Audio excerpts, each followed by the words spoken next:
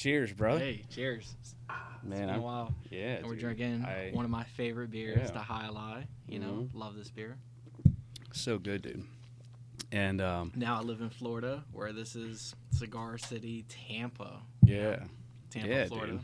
Maybe I'll check out their brewing company one day. Go by there, give it a tour. Yeah. That'd be cool, right? Fuck yeah. Yeah, it'd be so cool. I feel like I've drunk enough of these High Lie to like go buy a T-shirt and feel pretty good about it. yeah. I think you've probably earned the T-shirt. Yeah. I'm not gonna feel like a poser. Yeah. You know nothing about that beer. Yeah. I feel like there is that a little bit where like I like Victory here in town. And in PA, Victory. And like it took me a long time to be like, all right, I'm ready for a hoodie. I think I earned it. Like once they were like, yeah, like I we know your name, and I sat down. They were like, yeah, well, you gonna have this beer? And I was like, yeah, I got, I was like, I think I'm ready. They make the Dirt Wolf, right? Yeah. Oh, and they make a dangerous one. Yeah. The Raging Bitch. I think is that or them? Is that Flying Dog? I think that's Flying Dog. Yeah, I think Flying you're Dog. right. That's Flying Dog. Yeah. But Dirt Wolf is Victory? Or is that also Flying Dog? No, Dirt Wolf is Victory. Yeah. The crazy one I think you're thinking of is the Golden Monkey. Oh, Victory does make Golden Monkey. The Golden Monkey. And the Sour Monkey. Yeah. Do you like sours? I like the Sour Monkey, and I like the sours. Yeah. They have a Berry Monkey, which is like a fruity beer. It's very light, so you kind of forget you're even drinking a beer. Right. And that one, it's also got like a little bit of sour to it. I think it's perfect. And all of those are like almost 10%. And that's considered like a fruity IPA? Yeah, I think like a triple. Okay. Have you had the Voodoo Fruit Ranger? Yes. Yeah, dude, I've had a few of those. That tastes like a Hawaiian Punch or something. Oh, yeah. I know. It's like by that point it's like it's almost like too much. It's like, bro, this is so like fruity. I kind of want to just have a beer. Yeah.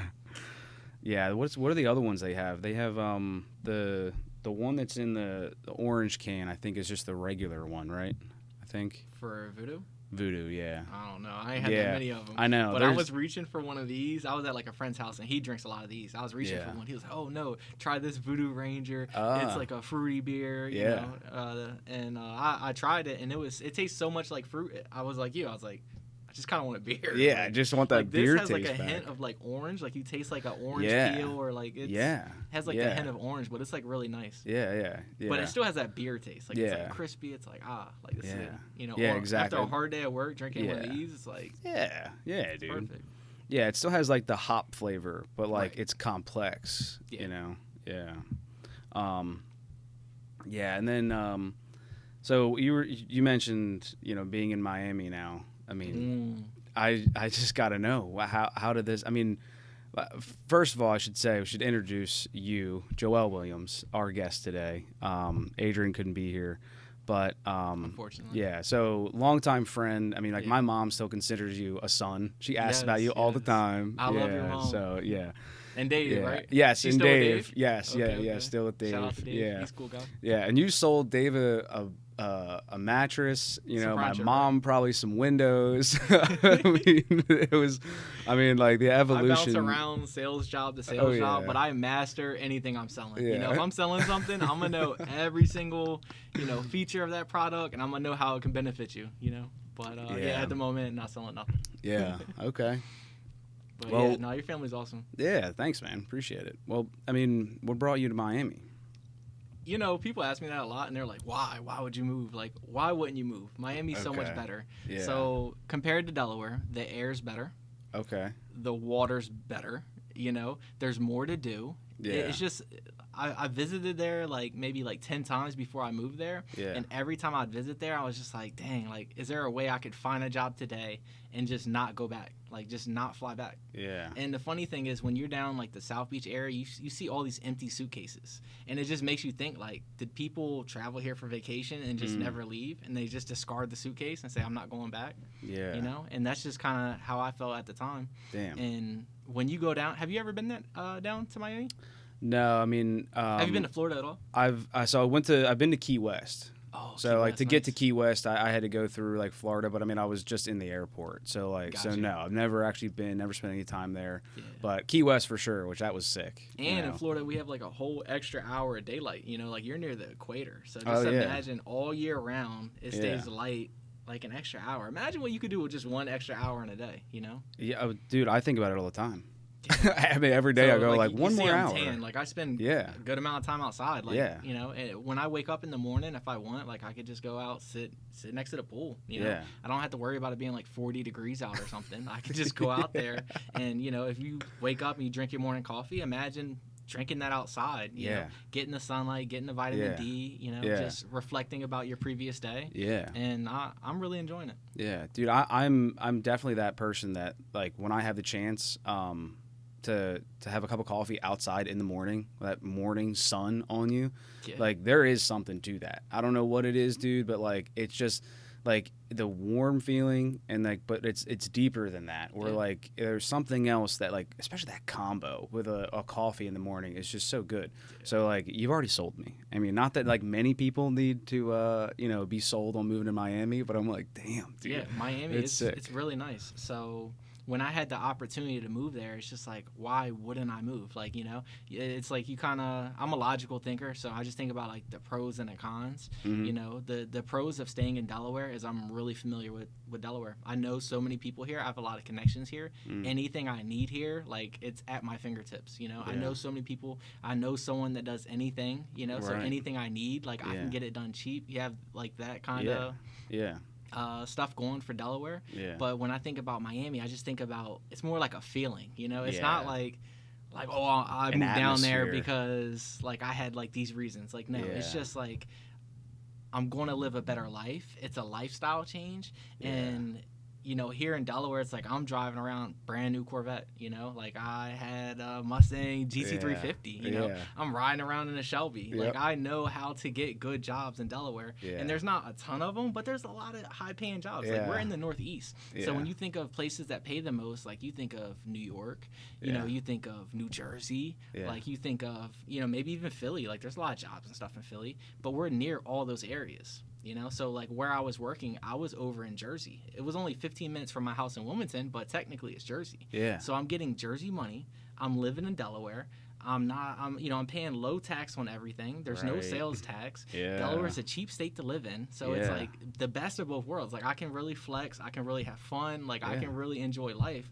But at the same time, moving down to Miami opens so many more doors because once I figure out everything that I feel like I've almost mastered here in Delaware, once I get to that point in Miami, like sky's the limit. Yeah, you know, like I'll be the first to tell you, like I was a man riding around in a Corvette in Delaware, but you go down to Miami, like you see one of those every 5 seconds. They're out there in like Rolls Royces, like Ferraris. Yeah. Like the bar's set high. Yeah, the bar's set high. Like my favorite car right now is probably the SF90. You familiar with the Ferrari SF90? No, I'm not, but I don't mind looking it up. Yeah, look up the SF90. I believe it's all-wheel drive. It makes like 1,000 horsepower. It's a complete beast. It's one of those cars like you would think that you would never see one in person. Like I was driving behind one the other day, you know? And these cars optioned out, they can be like $800,000. Oh. And just imagine like you're in traffic and the guy in front of you, you know, owns one and is just driving it around on regular roads. Dude, that is a beautiful car.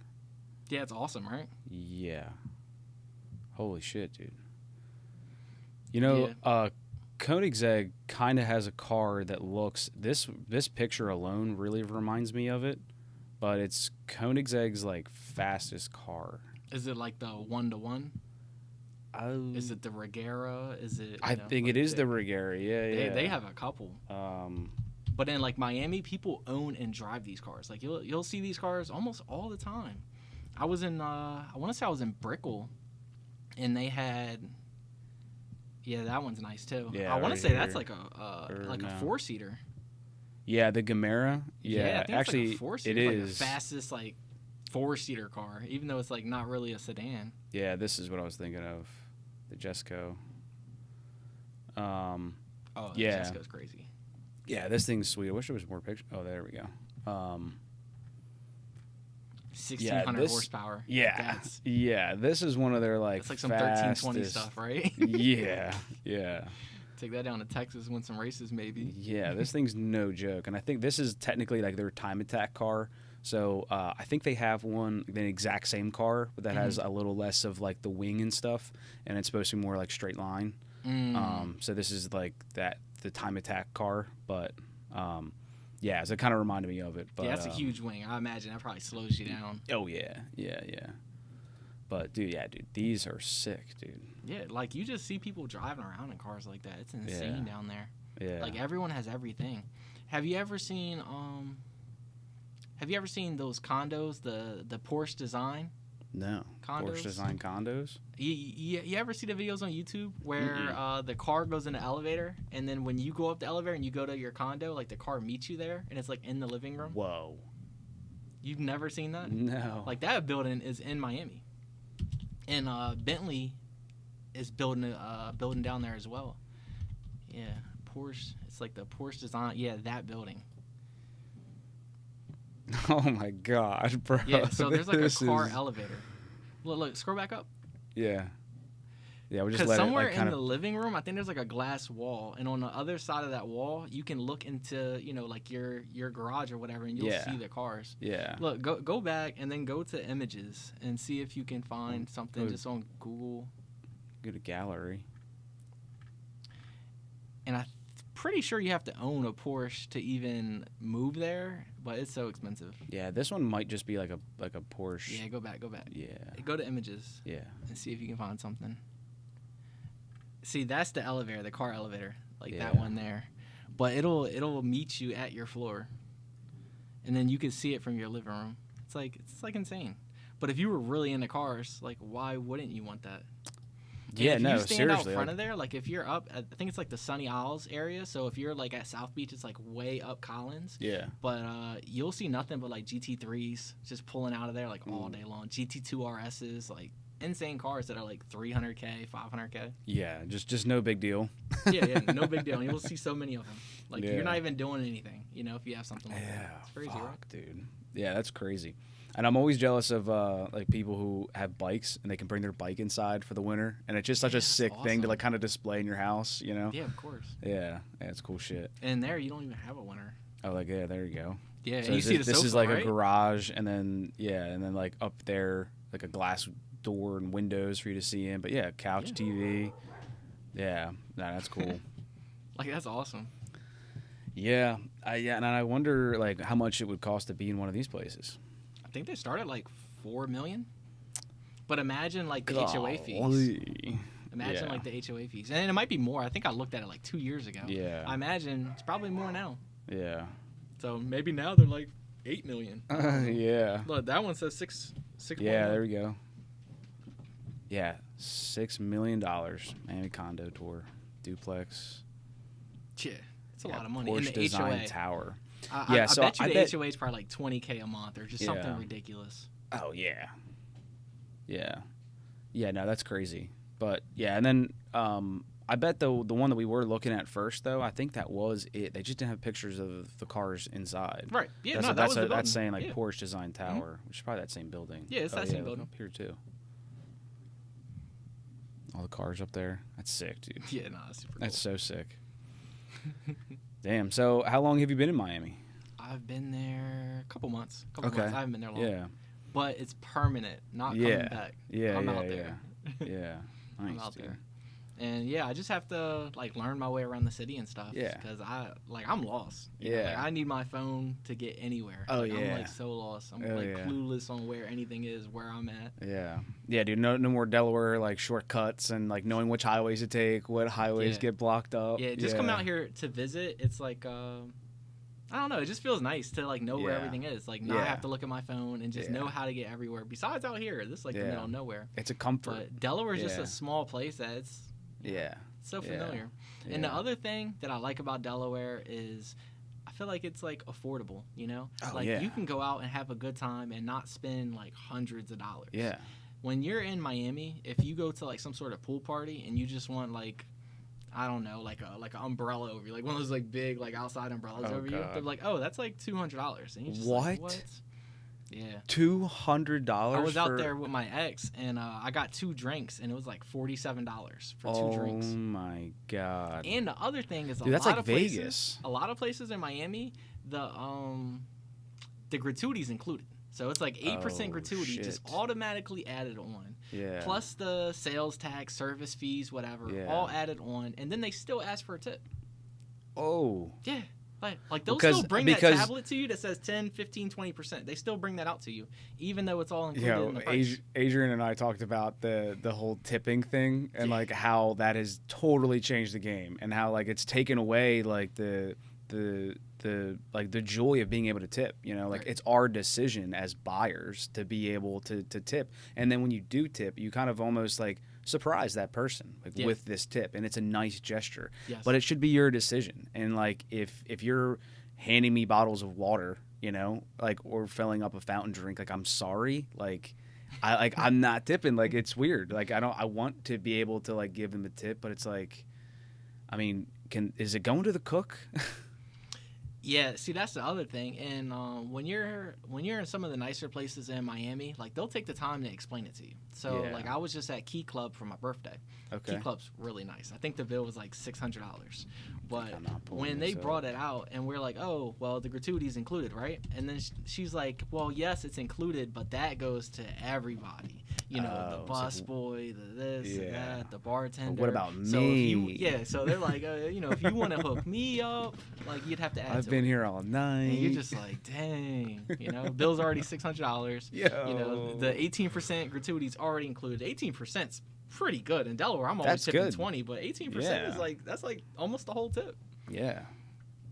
Oh, that's the Key Club, right? Yeah. Yeah. So good. So good. The bread's good. The potato's like $15 for the loaded baked potato, but it's delicious. Am I crazy for saying it's worth it?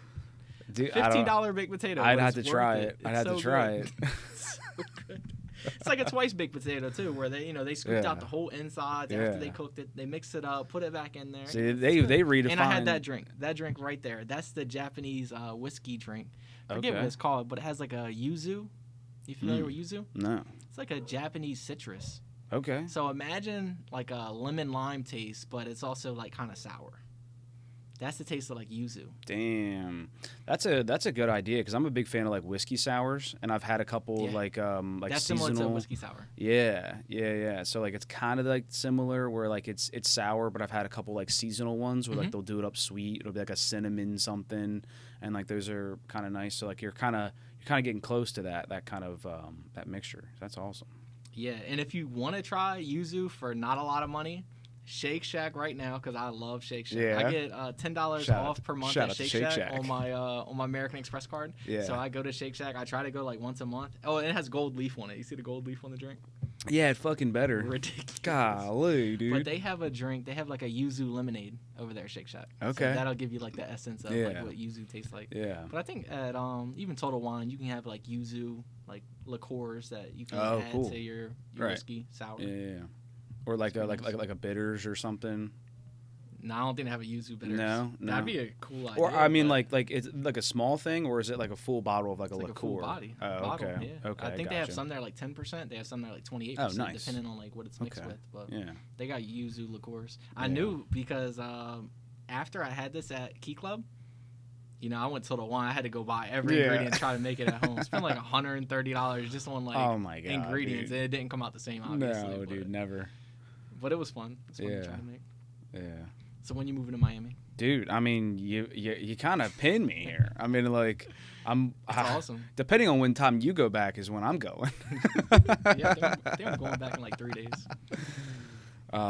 Yeah, nah, dude. I mean, it's awesome. And so, like, what have you been doing out there? I mean, like, as far as work. I mean, this is what I can't. I can't wait. Nothing yet. I might even take the next couple months off because you know how I was actually just in Paris. Yeah. So that's another thing, right? Like I'm in Miami, but I have all this like upcoming stuff that I'm doing. You know? So it's like if you have a trip that you know you're about to be in Paris and you have to prepare for this trip, whatever. Yeah. It's hard to get a job and be like, oh, hey, look, a couple weeks into the job, I'm gonna need all these days off.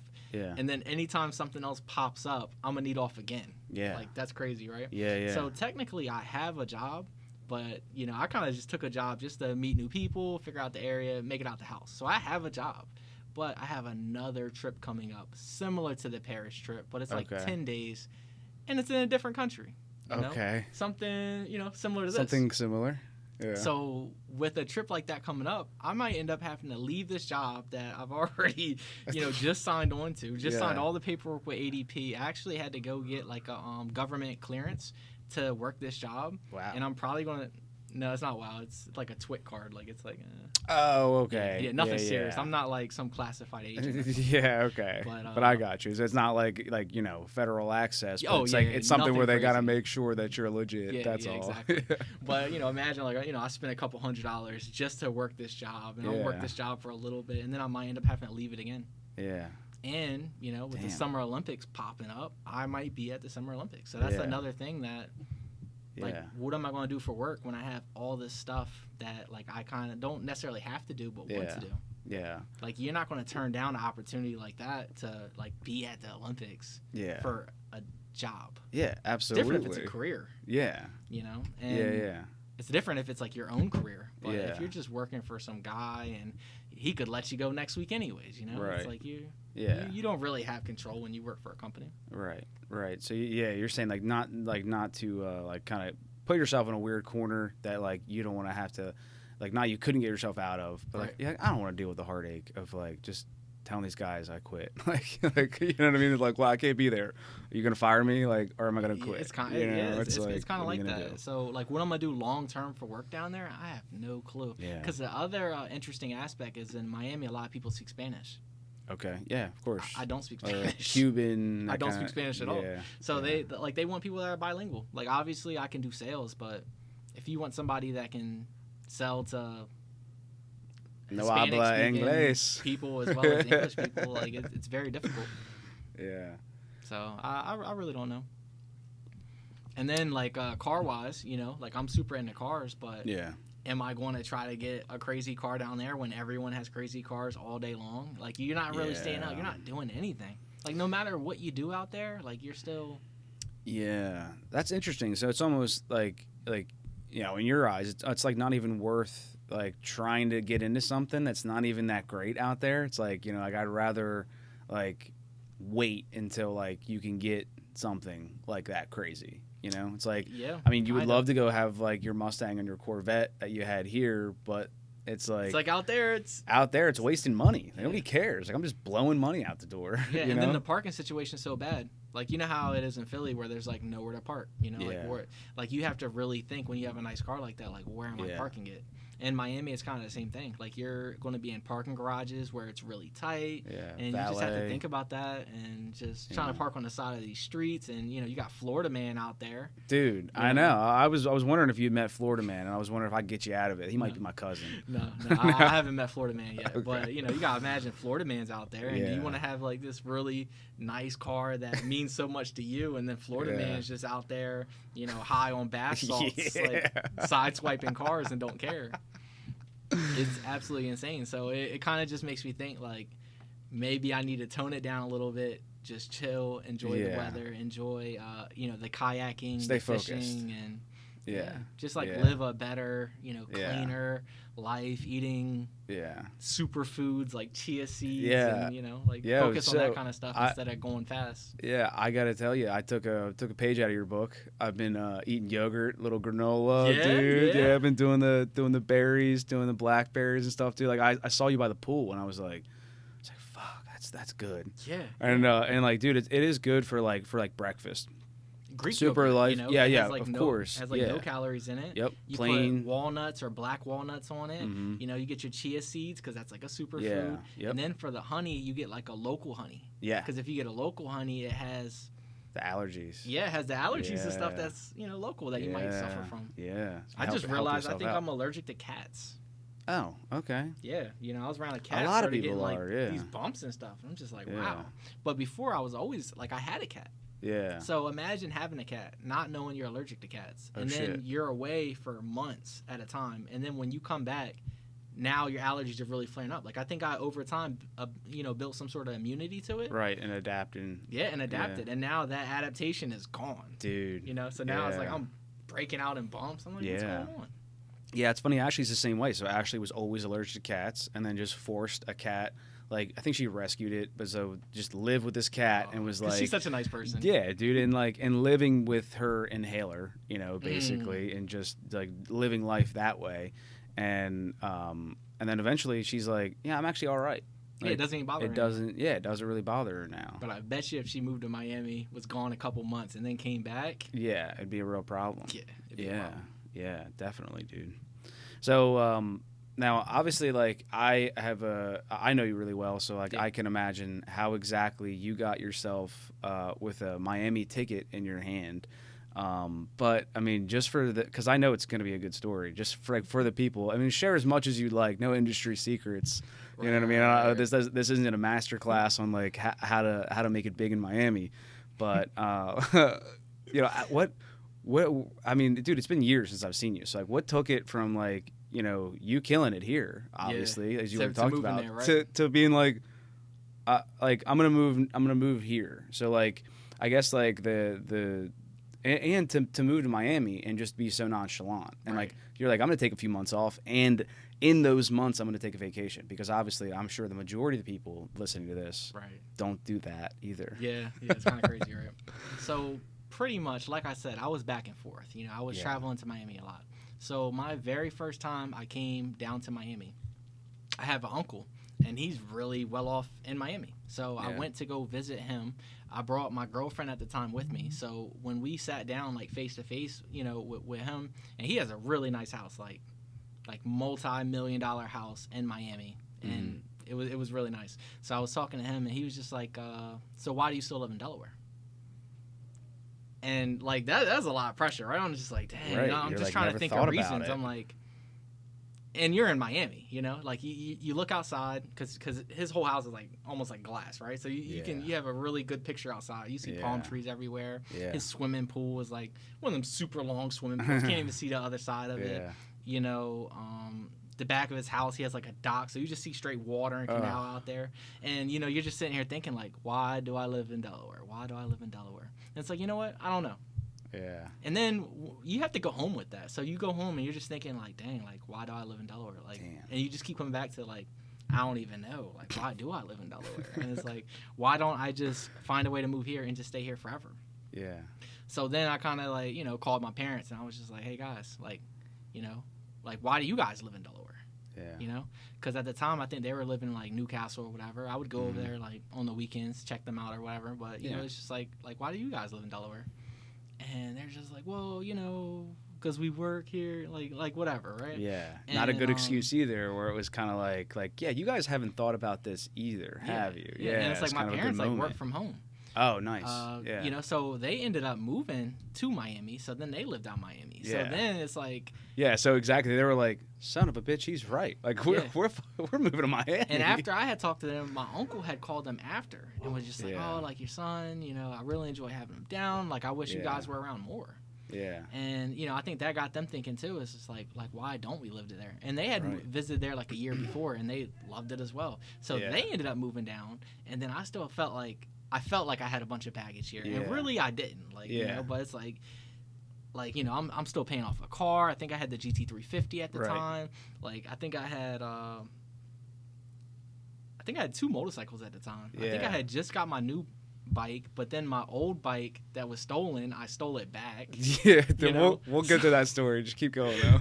I'll remember. So it's like I got 2 motorcycles here, so it's like I gotta figure out how like I'm about to sell all these things. Like I have a lot of stuff to figure out. So I ended up staying there for like 2 extra years, and then just recently, I guess things just weren't working out with the girlfriend, and it's not like I was staying for her anyways, but I was just like at that point I really don't have anything tying me to Delaware, so it's like I should just dip.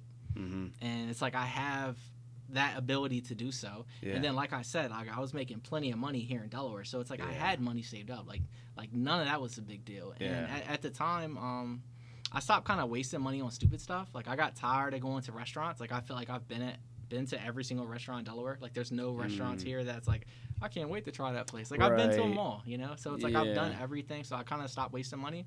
I started investing like more in like gold and things like that. Okay. So I just got to a point where it's like I do have assets. Like if I don't want to work for 6 months or a year, like I can kind of do that. Because I just have assets and stuff built up from making money and being tired of spending money, especially when I got the PC. Like I spent like $3,000 almost on a PC, and I spent so much time on that.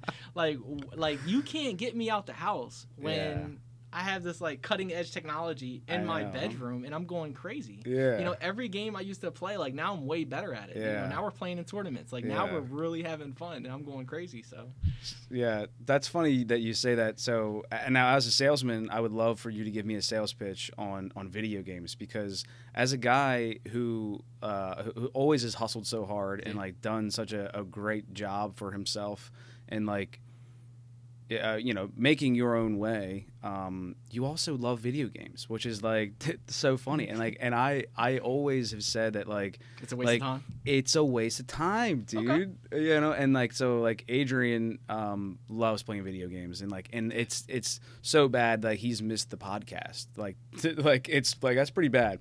So. And like I get it, I knew who I was dealing with when I set this up. You know, I'm not mad at him, but you know, it's just one of those things where I was like, damn, like don't you like upset that this thing has a hold on you? Like I like going without food for a little while just to be like, yeah, I'm in control here. You know what I mean? So I mean, and I also know that video games suck up time, like big time. It's easy. I love video games.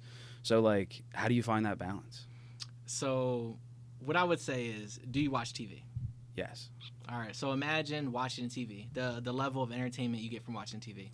But it's a skill that you can improve upon. So now instead of just watching some football teams throw the ball around, like you could be on the team, you could play. It's something that you can get better at. So day by day, like you're making progress. Yeah. You can get better at, and it's a social vehicle. You know, like you can hop on, you can play with your friends. Yeah. You know, like why even sit here and talk face to face when we could talk on a game and get things done at the same time. Yeah. You know, and it's a skill that you know you're building upon, and it exercises the mind. Yeah. The games I play are really complex. Yeah. You know, like I play games like Rocket League. It seems like it's just car soccer. It's a car that hits a ball into a net. But realistically, it's like, what do I think he's going to do with the ball? Where's he going to hit the ball? After the ball, you know, bounces off the surface, where is the ball going to be? And then like what am I doing to get to that spot before he even thinks about it? Like you're planning out angles, you know, you're faking people out. Like it's all a mind game. And the skill that it takes and the mental capacity it takes to make some of those big plays, it's difficult. And it's like you have the free time. And unless you tell me like every moment that you have that you're free, you're reading a book or you're exercising or you're doing something like really, really productive and constructive, then it's like you're wasting time anyways. The time gets wasted. Yeah. You know? You didn't build $1 million company last year. You're probably not going to build one next year. So you might as well hop on the game, you know? Unless your parents were rich, you know, unless their parents were rich, unless, you know, you're about to somehow inherit this money, like you're under the man, you know? You're under somebody's thumb. And, you know, people like us, chances are we're never going to get anywhere, you know? Yeah. Maybe we do. Like maybe we're that like 1 out of 1,000 or something, you know, but chances are, you know, we'll be working till we're old. And then when we retire, it'll be because we're 65. Yeah. And now we'll collect, you know, this minuscule check that we'll barely be able to, you know, and, you know, luckily your house will be paid off. It'll be a lot easier to live and stuff. Yeah. But you gotta enjoy the days while the days are long. Yeah. While you got the free time. And the other thing is I got an extra hour because I live in Miami. So I got an extra hour of sunlight. So that's an hour that I can hop on the game and not feel bad about. Yeah. You know? Hold up. You've always liked video games. So that's not fair. Yes, you've had Delaware time. Yeah, no. Yeah, for sure. Yeah. So I mean, I think like for me, now like I should have said like I do watch TV, but I do that with Holly. So like now that's you like can play that's video games with Holly. That's and I thought about it. I mean like because like in a sense like because like when we like to go out and have fun, we'll go out to like an arcade, and when they have the Mario Kart like you can drive at the arcade, like that's sounds like it that's costs money. The best. Well, yeah, no, of course. But what I'm saying is like you know you can get a Wii, right? You know what I mean? Sure. And like now you're at home and you're playing the same game, and so we talked about that for a long time. Where like it was just a matter of like go Facebook Marketplace, find one, you know. Well, like that would be entertaining, but like The problem is that like then I'm like my brain. I'm like, yo, I want to play these Apex. I want to play like all different these games. Yeah, right. You know, and so I know that slippery slope of like getting in. And I'm like, yeah, baby, you'll play in a minute. Like, no, it's addictive, you know. So maybe you shouldn't get back into it, you know, because it is a slippery slope. Yeah. And then you'll plan on staying on for 30 minutes, but Adrian will say, one more game.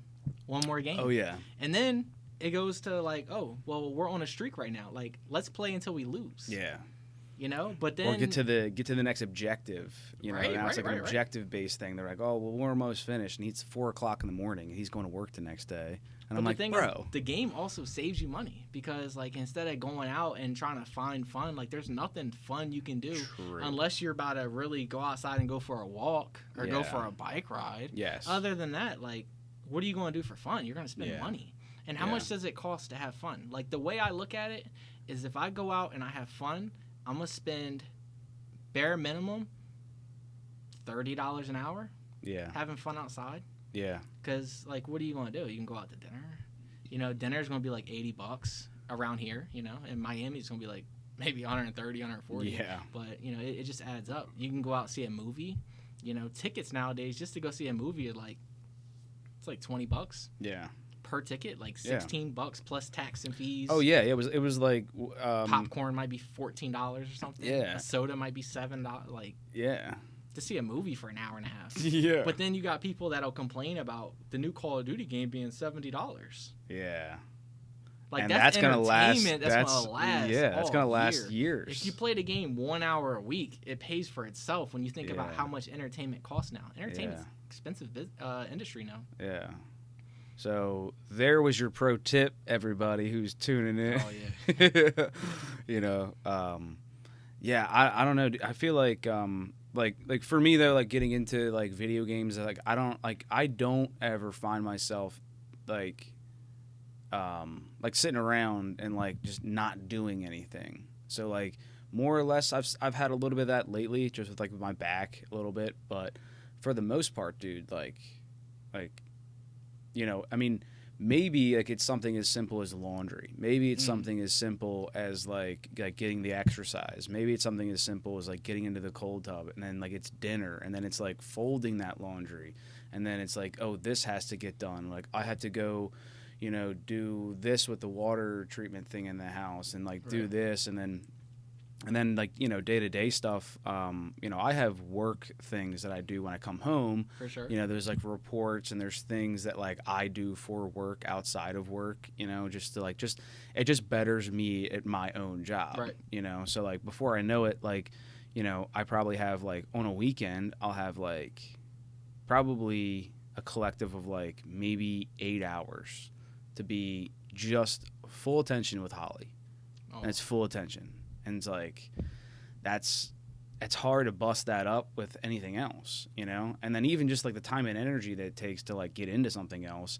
I will say, like, I'm terrible at having hobbies. Like I'm not good. Like I picked up hunting and weren't you drifting at one point? Yeah, I was drifting. How did that go? Well, it was expensive and probably cost me a relationship, for better or worse. Yeah. But regardless, that would, and I look back at those times too, and like just the amount of money and the time that took, you know. I mean, like having like every night, like weeks prior to like leading up to these events that were happening, like once we were legitimate and we were racing on tracks, you know, you're there for the whole weekend, sleeping in a tent, you know, and not only time consuming, but like it's wearing you down. Like you're outside in the sun more or less, or just in a hot ass car all weekend. And then you drink all night, no and AC. then no AC, dude.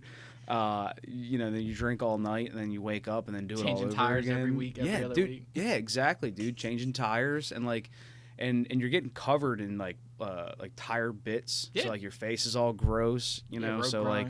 Like, it's you know, it's therapeutic at the very least, but like it's not relaxing. You know, right. There's relaxing parts, but like we're not at a resort in Cancun or Miami. Like, imagine if you were on a race car simulator.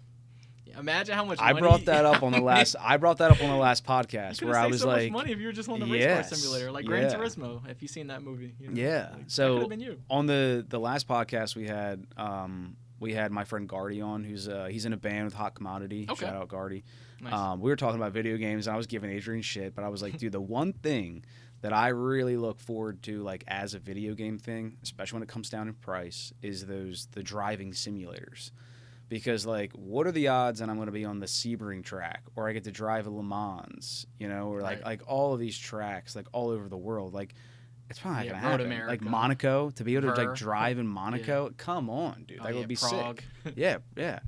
So, but with these video game simulators, you can and they get close, dude. Yeah. I mean, it's like $15,000 for one of these like nice ones that like with the VR headset, and it's like it's kind of moving with you and I mean, like it's wild, and like if you're playing long enough, you'll forget that you're even easily in that thing. Yeah. So, like I see that part, but like I'm just not there yet. You know what I mean? But I get what you're saying. Do you have a VR? Do you have like the Oculus? I don't.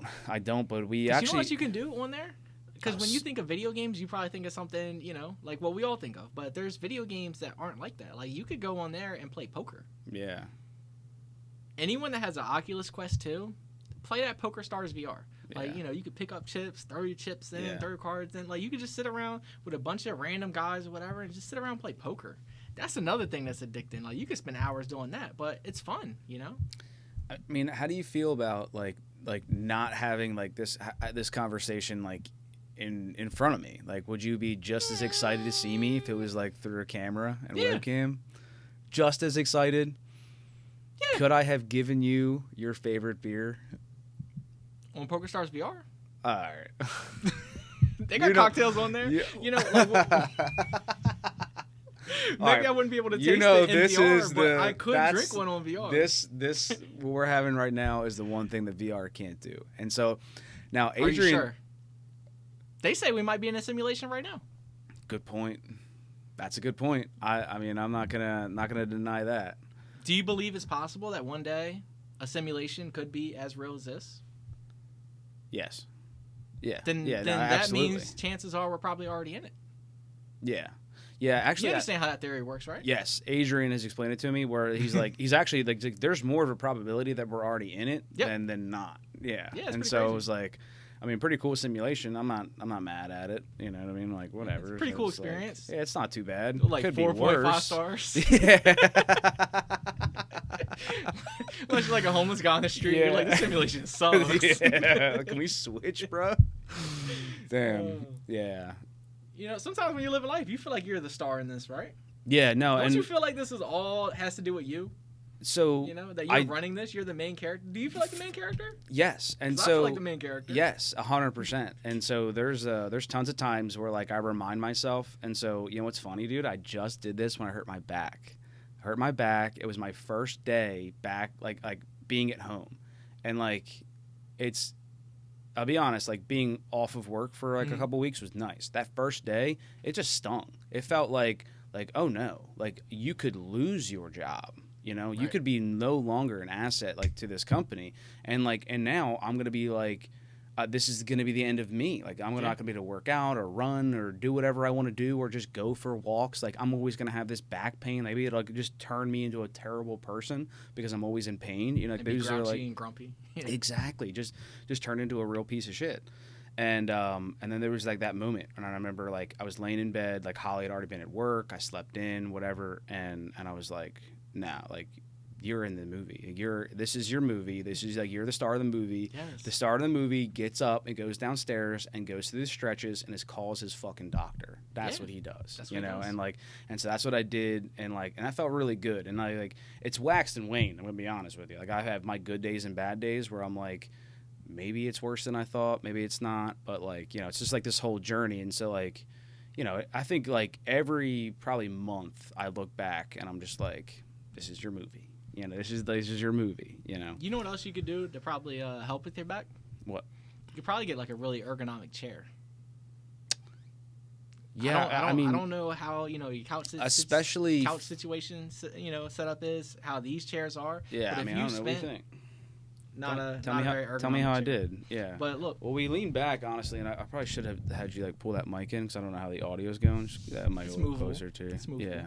But if you got a real ergonomic chair, like let's say a Secret Lab gaming chair, and then you spend just like an hour or two gaming on the Secret Lab chair, it's gonna have you in this real nice, like I don't know, nice ergonomic position. Yeah. Where your spine and everything's gonna be perfectly in line. Centered. You have a neck pillow, so you're just completely supported all the way down. A neck pillow is a pretty good idea. Like maybe even like with like sleeping, but I don't know how that works. Sleeping, you want to have like a nice quality mattress. Yeah. Something, this not is too a sales plush, pitch. not too firm. This is a sales pitch. When was the last time you replaced your mattress? No, I don't sell mattresses. But But you got the guy here. Let me know who. But a good mattress, it's not even so much the mattress. 80% of your comfort when you're laying down comes from the pillow. So having a nice supportive pillow.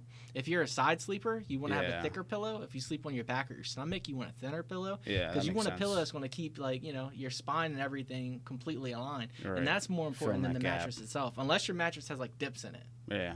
Yeah. But make sure you got a good pillow. And if you have the correct pillow, if you're a side sleeper, you got side sleeper pillow. Yeah. If you have the correct pillow, you're going to be way better off. If you're, up there folding pillows in half trying to get comfortable, nah, it's not going to be good for the back. No. I mean, I'm not going to say that, like, we have pretty good pillows, but, like, I'm hitting that point now, I think, with my back where, like, I'm just starting to notice how much shittier they are. So, like, I think I'm going to start doing some, like, little at-home research on pillows. Get geeky with it. Yeah, get, like, a shredded memory foam pillow or something. Yeah. Probably do you justice. Well, we got sidetracked from video games. So what I was gonna say was, I feel like they do take up a lot of my time. Yeah. So like I just don't go for it. So you don't play games on your phone, right? I don't play the games on my phone either. Good. Yeah. So. And I've done that before, just like we're like in a waiting room with like, it's like whatever. And I'm like, it's those little drifting games, the car X drifting, bro. The car X when you go like around the circles. Yeah, dude. And I'm like, I like just done to whatever I had to do. I'm like, my palms are all sweaty. And I'm like, what did I just do? And then like, and then it was bad because I still had the app downloaded and I was like, let me just get back on there. Because now I just want to do it all the time. Get your points up. Buy like the next car. Yeah. And you're like, setting goals. Like you're setting these goals in this little stupid less than $1 app. It's like a free app. Yeah, for nothing. Yeah, and like there has to be like some like net positive to video games for like you were saying that they're I think like attention span and stuff, right? Yeah, I mean like attention spans and then also like some sort of mental activity. Like you were saying, like cognitive moving, like hand-eye motor skills, like and I think it has to be therapeutic in a way where you definitely can blow off steam. It also can make you more mad. It can make you way more mad. Yeah, but I think that like mostly it's like a time suck. So like for me, isn't everything? I guess I think like if you have that free time and like you're not using it constructively, then I think like you're right. Like you might as well. Like it's probably better than a TV show. Like for sure.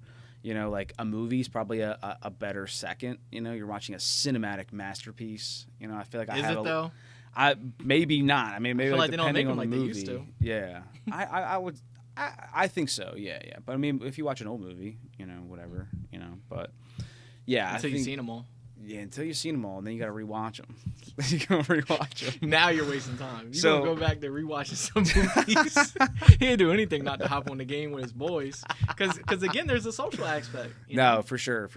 Adrian, on more than one occasion, has accused me of being an old man screaming at clouds, in the sense of I'm just not coming up with the times, dude. So.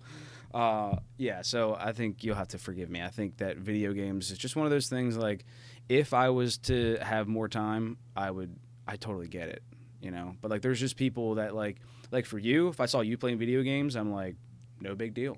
Like, Joel's got this under control. He's seeing something I don't see, But, like, I see some other people playing video games, and I'm like, yeah.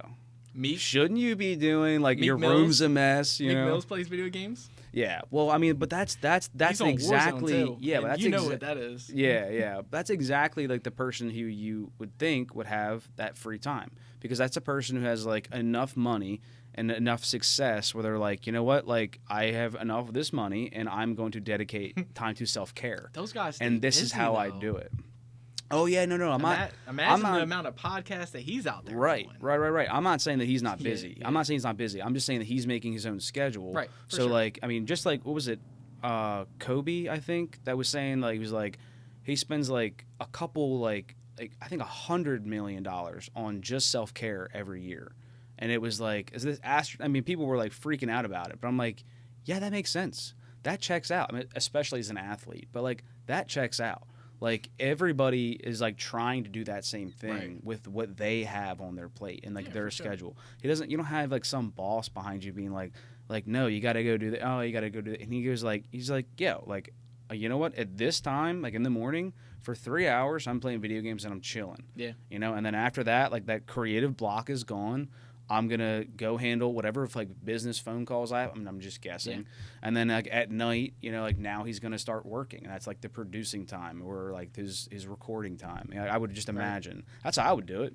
I feel like we all have that flexibility though, because you know he might be his own boss, makes his own schedule, but aren't you too? You know, like when I was working when I was working 12-hour shifts, I wasn't my own boss for that 12 hours, but the other 12 hours that there are in a day, you know, I'm my own boss for those 12 hours. Yeah. So if you're working an 8-hour shift, you're not your own boss for 8 hours. Outside of that, you make your own schedule, you make your own rules. Yeah. I would work a 12-hour shift, come home, play video games for like 3 hours. And if I only slept 5.5 hours, I only sleep 5.5 hours. Go back to work, do it all Okay, but again. that's a sacrifice. That's a sacrifice. Right. So, like, I mean, we're not saying that, like, this is, like, making our own schedules. Right. We're just saying that we're sacrificing things for, like, what we actually want to do.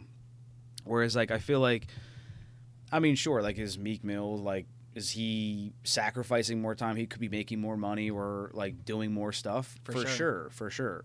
But, like, his job is that, you know? So he could work forever, or he could have this little bit of time, like, to himself. But I think it's, like, more about, like, how you do that time. Because I've found, like, when I've worked night shift, once I'm on it long enough to where, like, I get past, like, the crappy sleep, I find that, like, sleeping and then waking up and then having the morning be mine to, like, do what you said. Like, I'll wake up in the morning, you know, because I work, like, 7 to 3 at night, right? And so then, like, you know, you get home, just go to bed, and then by the time I'm up, it's, like, 10 o'clock. Yeah, it's, like, it's at least 10 o'clock, and I can, like, be outside with the sun and have a cup of coffee for, like, 30 minutes. What I think is more important is, like, that time that you're off is during the day and businesses are open. Like, if you had to go pick up dry cleaning or something, you could do it. Oh, when you're not on that schedule and you work the same hours that, you know, that 9 to 5 that everyone else is working, like, you only have your weekend to get that kind of stuff done. And now you really have to, like, cram it all in. Yeah. Whereas when you're working night shift, every day from 9 to 5, you're free, you know? And if you're free, like, those kind of hours, you can get anything done at any time. Yeah. And that's kind of nice. Yeah. And then, you know, when you do have your days off, you could really just chill because you could do productive stuff on days that you work. Yeah. I kind of like night shift. Yeah. Yeah, I mean, I feel like I don't hate it. I'll bring up Holly again. Holly's not a fan, you know, because I pretty much don't see Holly. So, like, you know, like, she gets home and then I leave. And I'm like, all right, see you. And then I get home and she's in bed, but she's asleep. And then, like, 2 hours later, she's off to work. You need to get her on night shift. I know, right? She's trying to get you on day shift. Yeah, exactly.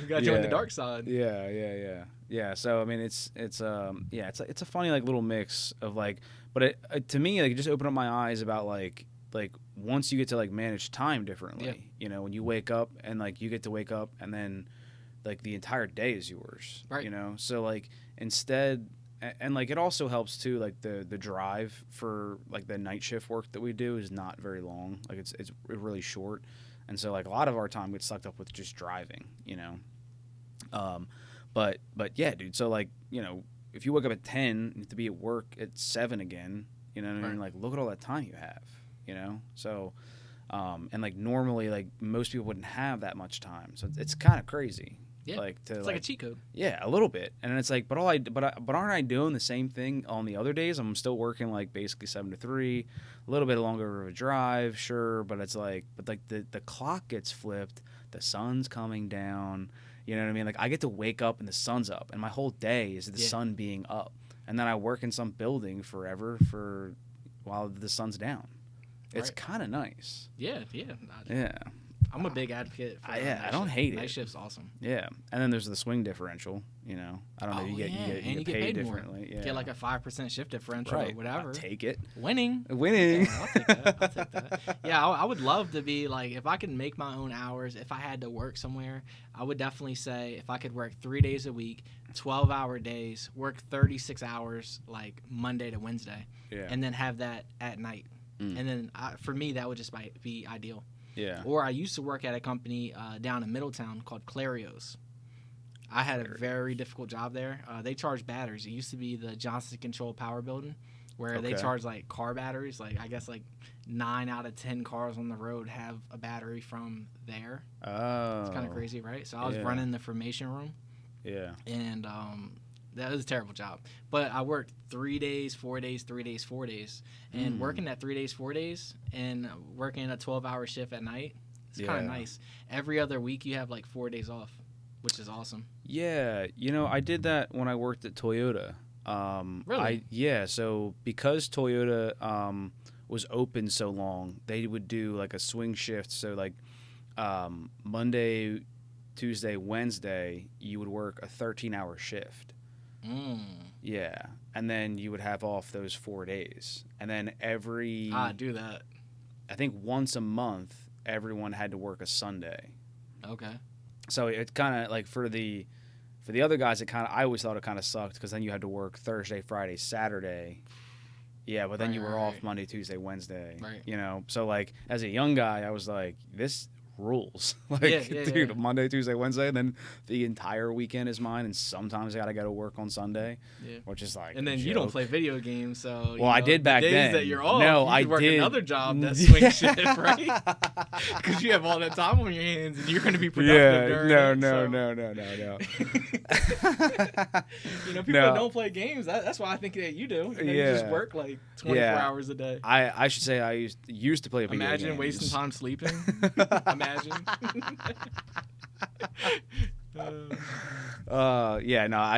At that time I totally played video games a lot. Yeah. And you were a happier guy back then. No, I'm joking.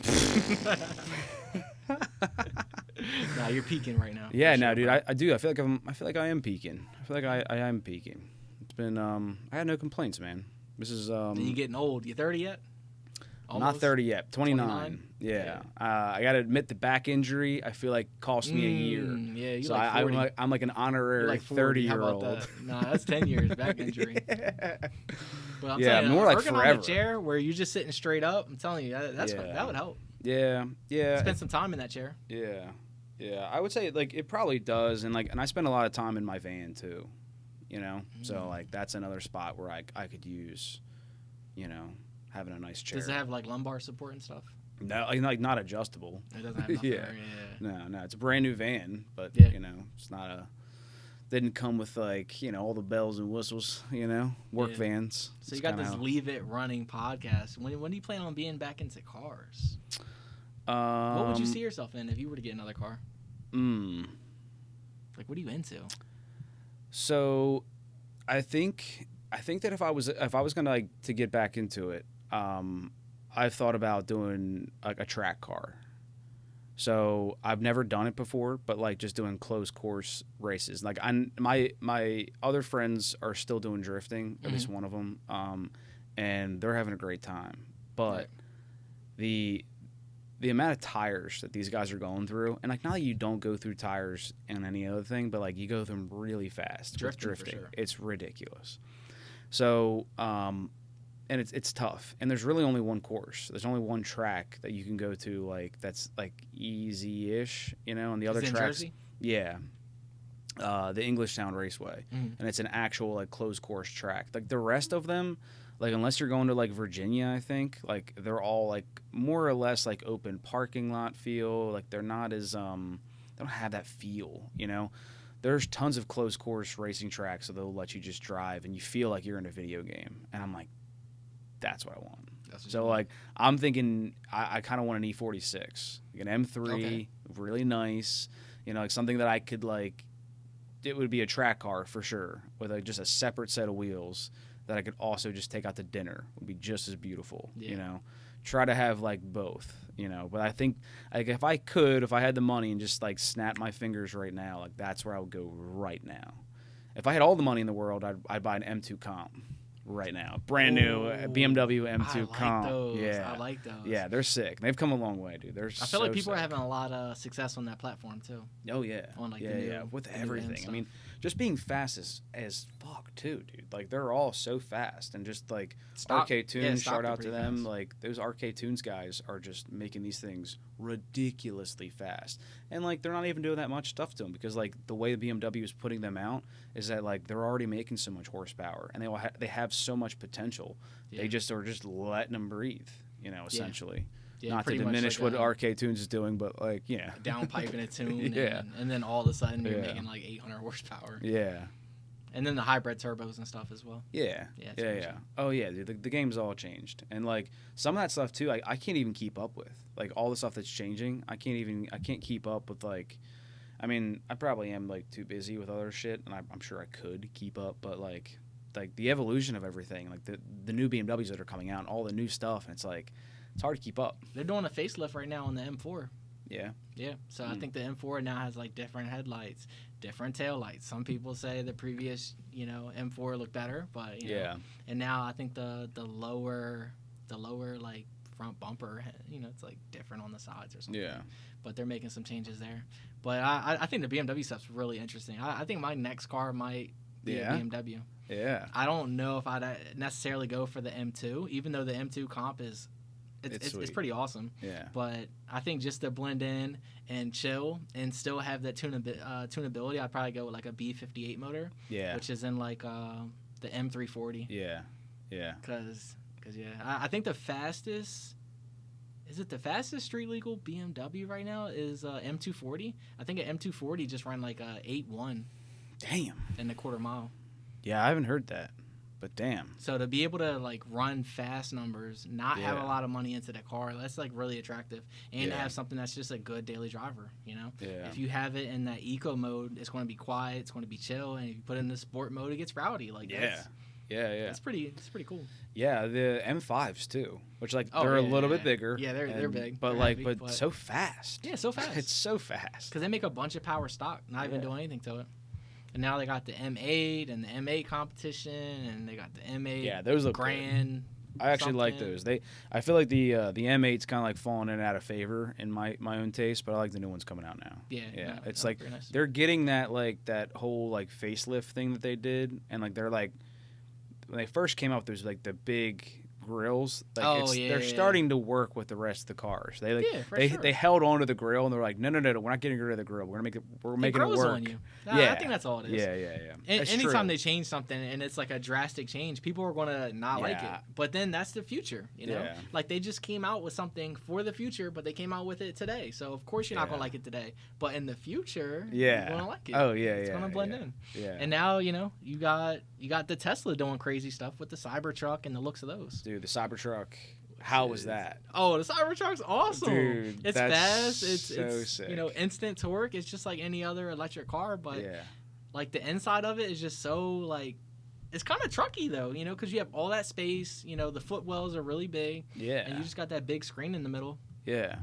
But and in person, the panel gaps and all the stuff they talk about, it's not that big of it. It's not like that. Yeah. It looks clean in person. Yeah. I think those prototypes, I don't think they did it justice by putting those prototypes out there where people want to, you know, zoom in and pick apart every detail. But they you know, just the wanted ones to, like, that actually came out for sale, like the Founders Edition Cybertrucks, they're clean. Yeah. Like, I didn't see any crazy. I was looking, too. I was like, well, let me see if this has any crazy panel gaps. Like, no, it was a clean-looking truck. I think you're so right. Because I mean, I saw like that one that came out that you're talking about, like the one like big video, and it was like, oh, God. But, you know, like it was pretty bad. They don't really look like that. No. Yeah. And then all these other videos came out, like once people had them, and they were just like standing next to them and talking about them, or just like even saying things that they hated about it. And like the gaps never come up. You never see these shitty gaps, and like, and like, dude, you're right. It was just like a prototype. They're trying to show face. Yeah, they were doing us a favor by trying to give us early looks at the car. Yeah. And look at what we did. And look at what we did for that. We ruined it. They're never doing that again. They're not putting nothing out till they got a finished product. Because we just completely ridiculed the car. You got people probably canceling orders. No, nobody canceled orders. Nobody. No. But yeah, riding around in the Cybertruck, everyone's looking at you for every second, for sure, and they just can't wait to see you get out. I got people like taking my picture, taking videos of me as I'm getting out of the Cybertruck. Like that's crazy. Yeah. Just because it's a Cybertruck, no one has one, and the one I was in. Who must it be? There was only 3 total Cybertrucks in Florida, and the one I was in was a Cyber Beast that has the tri-motor, and it was the only one. No way. Yeah. So they're probably the Cyber Beasts are probably still limited. There's probably still not many of them that have been out, but. Yeah, it's awesome. Have you like gotten to like feel how fast they are? Because I've a little bit. You know, if I was driving it, I would have definitely felt how fast it was. Yeah. But no, I got a feel for it, and it'll put you back in the seat. Yeah, because what's what I've heard is that it's like not even right. Like they shouldn't be that fast. It's dumb. It's instant. Yeah.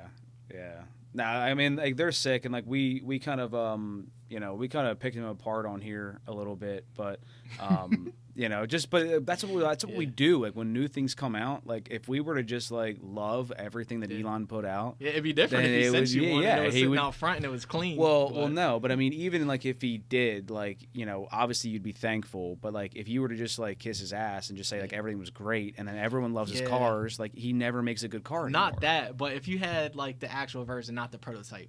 You know, like of course we're all going to pick apart the prototype because the prototype looked crazy.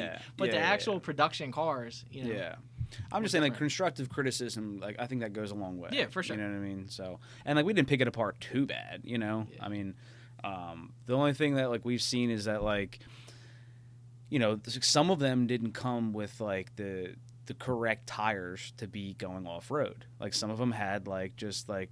Because you can go from buying it in California to like going up the mountains in California, and like you're like, well, why isn't it going up the hills? It's like, well, because the tires suck, And so like, I mean, I was one of the first people to be like, look how dumb, But they've announced like, hey, like some of these come with different tires, and there's always updates to just help the 4-wheel drive system just adapt to those tires and stuff. So.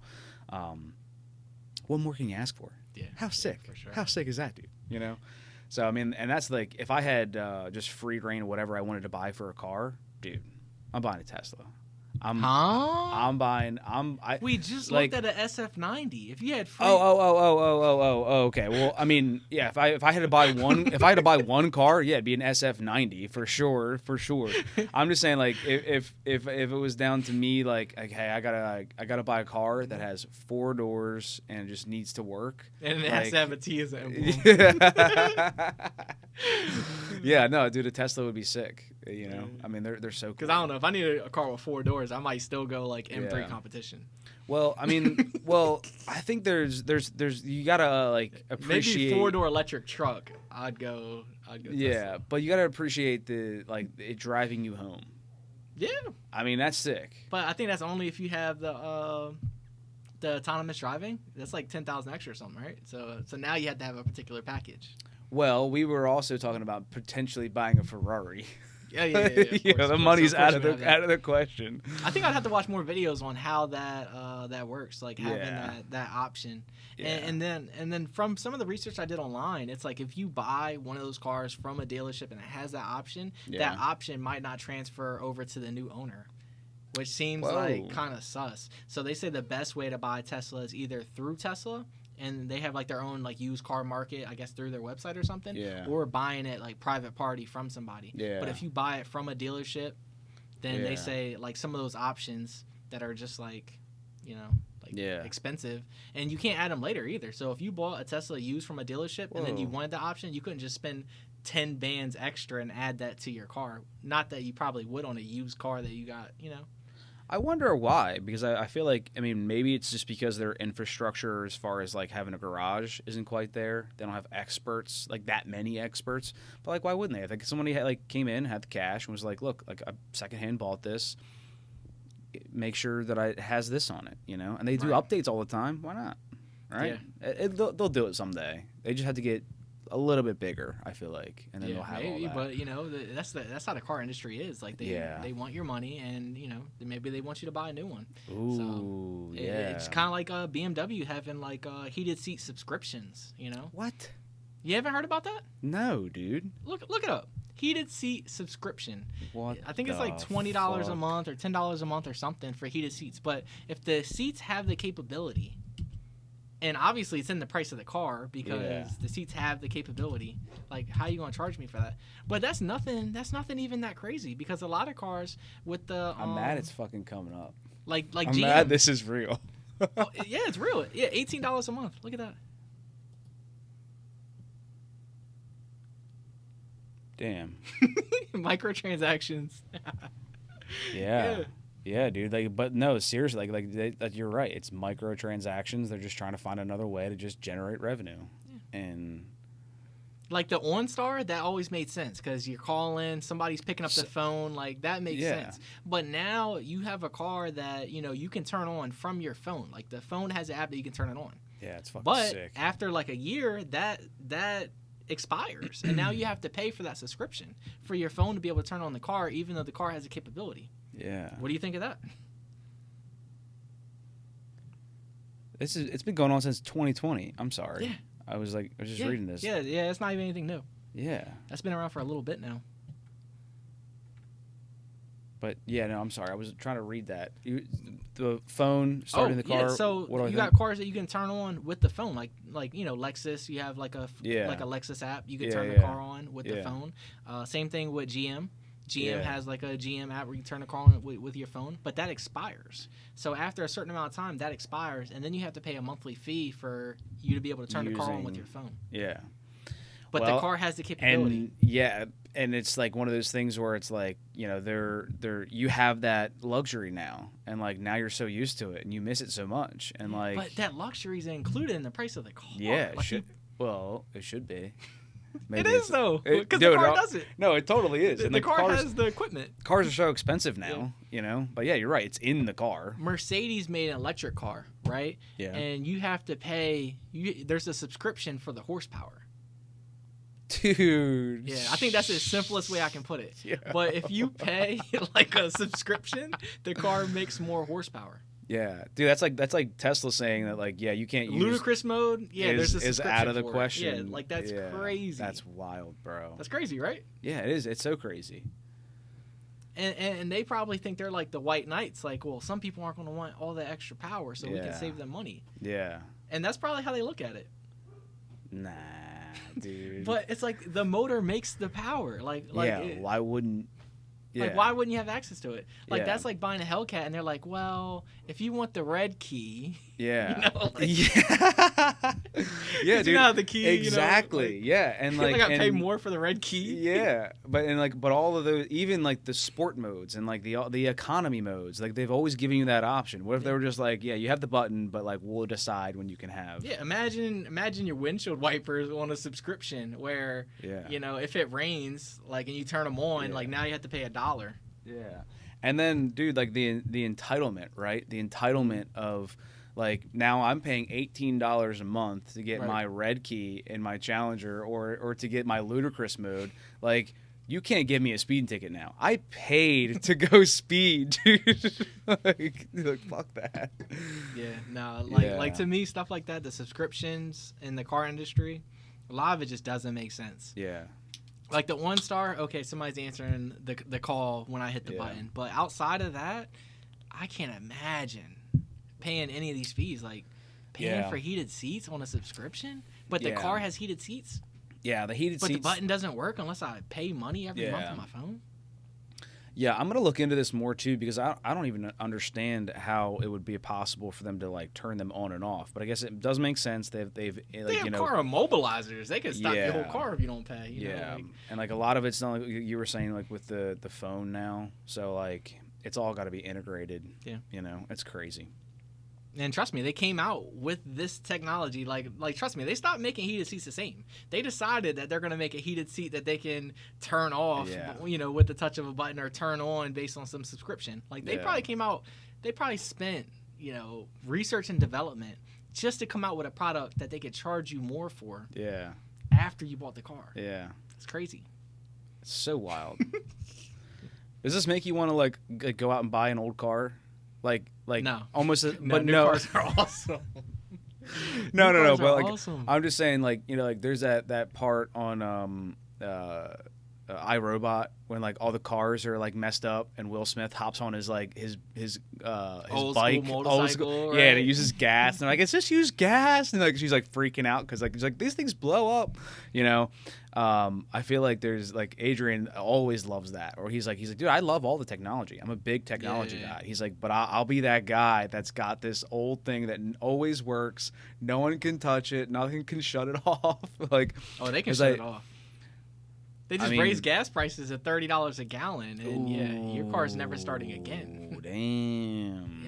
Imagine if the government wants you not buying gas, you know what they're going to do? They're going to create it so that gas is $30 a gallon. And then if you're an owner-operator of like a big rig or something, like maybe you have some special card where then you're getting a discount on gas and it comes down to the regular price. But if they don't want you in that car, when you go to when Adrian goes to renew his registration and they see it's a gasoline car, he has that big G, and a gold star on on his registration.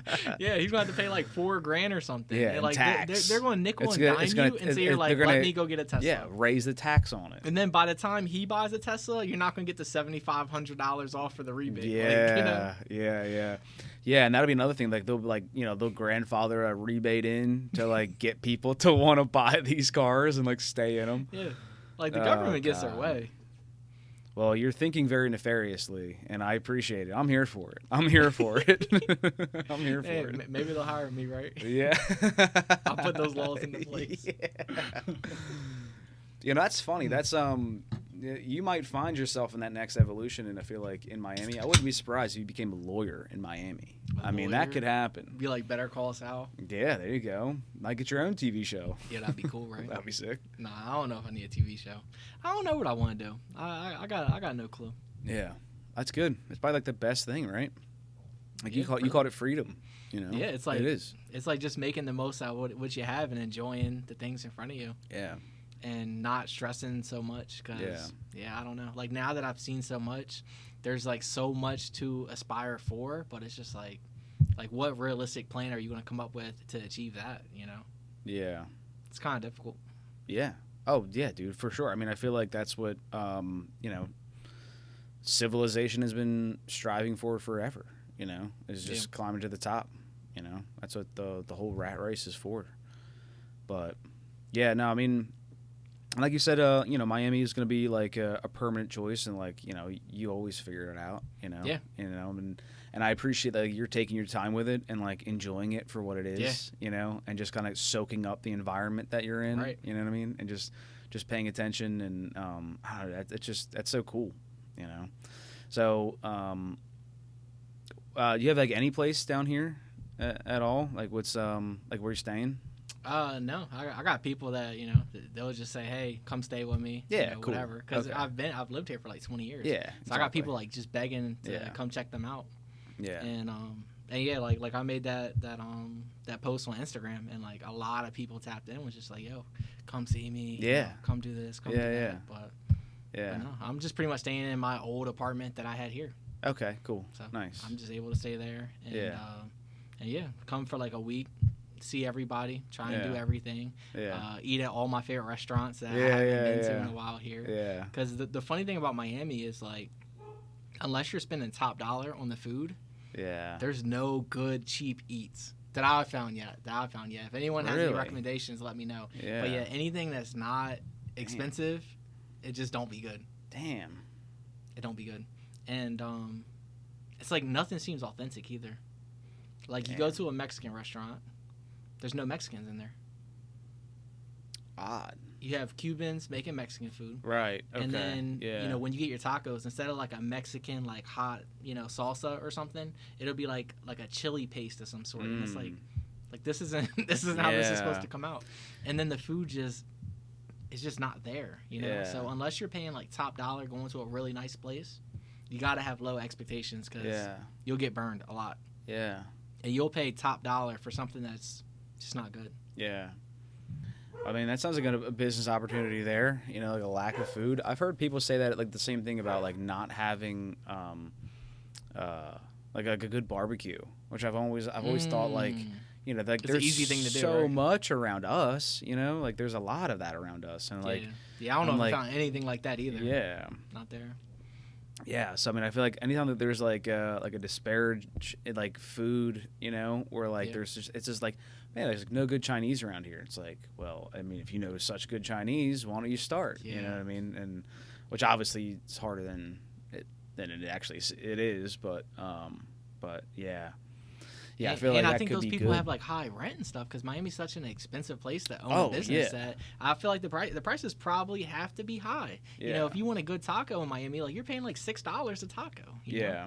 And that's just crazy when you got places around here that, you know, they'd be like $2 each and they're good. Yeah, right. So maybe like the price of these places is like driving away like the good food because like all the money goes into being there. Yeah, and then possibly not going into like making the good food and like caring about how good the food is and adding the extra ingredients that just take it that extra notch that get people to come to you and not someone else. Yeah, and then you go to the expensive places and you know they got caviar and gold leaf on sushi. And, and then it's too much. Yeah, like the winter truffle. You know they'll just shave that fresh at the table, and then you'd be like, winter truffle, like I want summer truffle. You know? It's hilarious, and they'll go back. They'll be like, well, that's going to be more, you know, and they'll go back and grab it and shave that down. God. That's insane. Yeah, man, it feels like it's too much. Yeah, and I've had so much like, you know, Wagyu in Miami, you know, like $300 olive-fed beef steaks. Like, oh my God, they're insane. Olive-fed beef, yeah. Interesting. So good. So good. And stuff like that, like you can't even like. I think the only Wagyu steak I've really had in Delaware is probably from like Sullivan's. Yeah. But it wasn't even that great at A5. Like you can taste the difference. And the Sullivan steak was really good. Yeah. I think they have like a last time I was there they had like a Wagyu New York strip. That's pretty good. Yeah. And that's like $70. Like now looking back at it, it's very affordable compared to like these $225 steaks and $300 steaks in Miami. Yeah. Yeah. Yeah, I'm trying to think. I don't think I've ever had Wagyu. No, I don't think so. I mean, I think I've had like a burger, but I don't think that counts. Nah, that shit don't count. Really. Yeah, but yeah, you just don't see it on the menu very often around here. You know, like I think I might have, but like you know, there's always something else that I like better, like a New York strip or you know, even just a T-bone. And then in Miami, some of the fancier restaurants, like some of the fish they have on the menus, like really crazy. I bet, dude. Fucking like, Miami. Dover sole. Like that's a fish I never had before until I went there. Never heard of it. And it was really, really nice. I think some of the since I've been in Miami, I've seen it on Instagram and stuff. Like the fish that they come out and they take it off the bone with like a spoon. Have you ever seen that where they cut the whole fish in half with the spoon and then they take the bone out? Is that with like all the Dover salt? Sole, and it's like a longer fish. Oh yeah. No, I haven't seen that. I thought you were talking about like they put like the salt. They like the whole fish is covered in like a thick layer of salt. And then they cook it in the salt or something? Yeah, they cook it in the salt and then they break it all apart and then they pull the fish out. But, I don't know what kind of and then they like crack the salt because it's like a hard crust or something. Yeah. I don't know where they do that at. I don't even know if that tastes good because it seems like it'd be too salty. Probably not. Imagine you call your server like, hey, excuse me, like it's a little too salty for my taste. Then I'm like, what did you think it was going to taste like? All we put on it was salt. When I watch videos like that, I imagine it's somebody just trying to get views. Like this can't be real. Like you know. Yeah, and like I mean, like, and how much does it cost? Like, you know, you'd rather have like for a the steak whole experience. Or like come on, shut the fuck up, like dude. That's so funny. Yeah, and like fish is weird too. Like I feel like when you get a fish out, like it's nice to be able to like see that whole thing, and then when they get to like take it all out, because like, bro, you seen what they do with like some fish these days? Like they'll like, I bet beef is the same way, but like just like the mixing of like crappy fish with like your good fish and like making it something. There's like a big process to that, and like that's why I feel like the fish industry can get like kind of shady, and if you don't know what you're eating, you can also you could be getting, and I don't even know, but I know that there's, I don't want to say the wrong name, but there's a cheap fish that you can get everywhere that looks exactly like this other fish that's 3 times the price. I think that'd be different. Fishermen are, but it works. Yeah. But it totally works. I think that'd be difficult to pull off though. Yeah, but if you're a fish place. But you have a tilapia and you're like, oh, this is Goliath grouper, you know? Yeah, well, I mean, I guess it wouldn't be like that. I mean, what I'm talking about is a perfect scenario, where the fish is very close, but one's expensive. One's black sea bass and other one's Chilean sea bass. Yeah, are they similar? I don't know. You're speaking another language. Oh, they're both sea bass, but you know that Chilean sea bass is expensive. Oh, really? One little square that'd be $45 or something. Golly. But black sea bass you could catch. You could catch off the shore of Delaware. Yeah. 5 miles out or something. Catch a bunch. I don't really know fish like that. I don't It's never really been You just eat chicken and rice. Is that what you do? Look, I know you work out, so no you might be on seasoning. CBR, right? Chicken, broccoli, rice. CBR diet. No. I mean, I'm a big red meat fan. Okay. I think that what I go to more often, if anything, is I'll do a ground turkey kind of gig before I go chicken. But I mean, nothing wrong with chicken. You know, again, as long as you season it right. You know, you gotta season it. And you gotta cook it right. What cuts of beef you like? I mean, honestly, if I'm being perfectly honest, it's what's on sale, baby. Yeah, it's what's on sale. For sure. Nothing wrong with that. But yeah, if I got to pick, it's my birthday, I get to pick. Yeah, a New York strip is New York strip. Yeah, and I want it rare. Yeah. And it's got to be perfect because it's the right amount of thickness that when you cook it rare, it's rare all the way through. Yeah. And, you don't have it's a uniform cut. Exactly. And it's not a real fatty cut either. Yeah, that's what I was kind of getting. So you a nice uniform steak where every bite. Yeah, and so a filet mignon, you can get depending on where you're getting it, you can have it one corner is really nice and the other, and the fat running through, and ribeyes are good. Or T-bone, it's how much fat's going to be in it. You're going to have the gristly parts. Yeah. A lot of difference in texture there. Yeah. Then there's the prime rib, right? And the prime rib always has a lot of fat in it, but that fat is it's meat consistency. You can just bite right through it. It's good. Yeah. I don't know what. On my steak. Yeah. You like that? Yeah. That's your job. Yeah. Yeah. Yeah, man. I won't turn. Yeah. I won't turn a red meat down. Oh, you're not turning red meat? No, I mean you can give me anything. That's what I'm saying. What's on sale is what I'll take. Hey, nothing's better than when you find a great cut of steak and it looks good. It almost has some marbling in it. You're looking at it, you're like, this is a nice looking cut. Yeah. And it's $7.99 a pound. Exactly. And you're like, yeah. Tell your people in Miami $17.99 steaks. They'll be like, that's dog. Dog. Yeah, that's not beef. Yeah, that's funny, man. Yeah. So, I mean, how are you, have you even bought groceries? Have you been there long enough to, go through grocery shopping? I know groceries are expensive. Okay. They're more. Everything's just more. Fuck, dude. Everything's more everywhere all the time. So you still think it's worth it? You still think that, just spending more was worth it for... Yes. Can you put your finger on exactly what it was? Is it just the atmosphere? Yes. Yeah, it's just the atmosphere. It's the sun. It's the weather. Yeah. That's what it is. It's just the essence of Miami, You're driving down there, you see the palm trees and stuff. You're living somewhere where people want to vacation. So every day that people are at work, they want to be in Miami. You wake up in Miami. Yeah. With no desire to go to Delaware. Yeah. It's different. For sure. And then from there, you're close to the Bahamas. You're close to all these places. So in Delaware, you think about taking a cruise, you're flying down to Miami to cruise, or you cruise out of Baltimore and it's cold. Yeah. Imagine just living in Miami and just going on a cruise from there. And even if you went for 2 days down to Bahamas, that's nothing. People in Miami now, they hop on fishing jet skis and they ride the jet skis to the Bahamas. I think it's a couple hours, and they fish out there. No way. So you could fish all around the Bahamas on a jet ski from Miami. Yeah. It's pretty crazy, right? Yeah, that's crazy.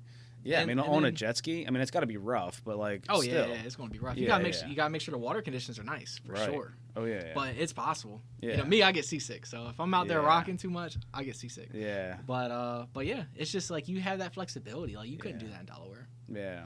And in Delaware, you know, people that fish, you know, here in Delaware, you have to ride like, you know, like an hour, 2 hours out to catch a lot of the fish, like the mahi. Oh yeah. And like the tuna and stuff, because they're like 30 miles out there. Yeah. Because there's like I guess there's a big like underwater canyon, but there's, you know, a big hole in the ground or whatever. Yeah. And that runs all along the East Coast. Yeah. But in Florida, it's like a mile offshore. Where in Delaware, it's like 30 miles out. Wow. So you can catch all those fish that are down there in that canyon, like a mile offshore in Miami. Damn. And then the shrimp run there. So imagine, you know, filling up buckets and buckets of shrimp down in Miami. Yeah. Like I plan on doing a lot of fishing there. So hopefully at some point I get to experience some of that as well. Yeah. Yeah, man, you're a big fisherman, and I feel like... I wouldn't say big fisherman. Well, you know, a little fisherman. I mean, yeah, you know? well, I mean... It's a hobby, right? Yeah, big fisherman fishing for small fish. I'm a casual. Yeah, casual. But if I have the free time, and I'm not on the game, and my boy Keith maybe isn't on the game... Video games. Video games, you could be out there fishing. Hop out there, catch a couple fish. Yeah. Yeah. Yeah, there's not much fishing out here. I mean, it's cool. Like, out in my backyard, I have a pond, which is kind of sick. Is there fish in the pond? Yeah, I mean, just like the little guys. Rod? Yes, yeah, I do. Do you fish out there in the pond? Yeah. Okay. I mean, it's not actually my pond, so like I do like my respect and like I just, you know, do a little here and there.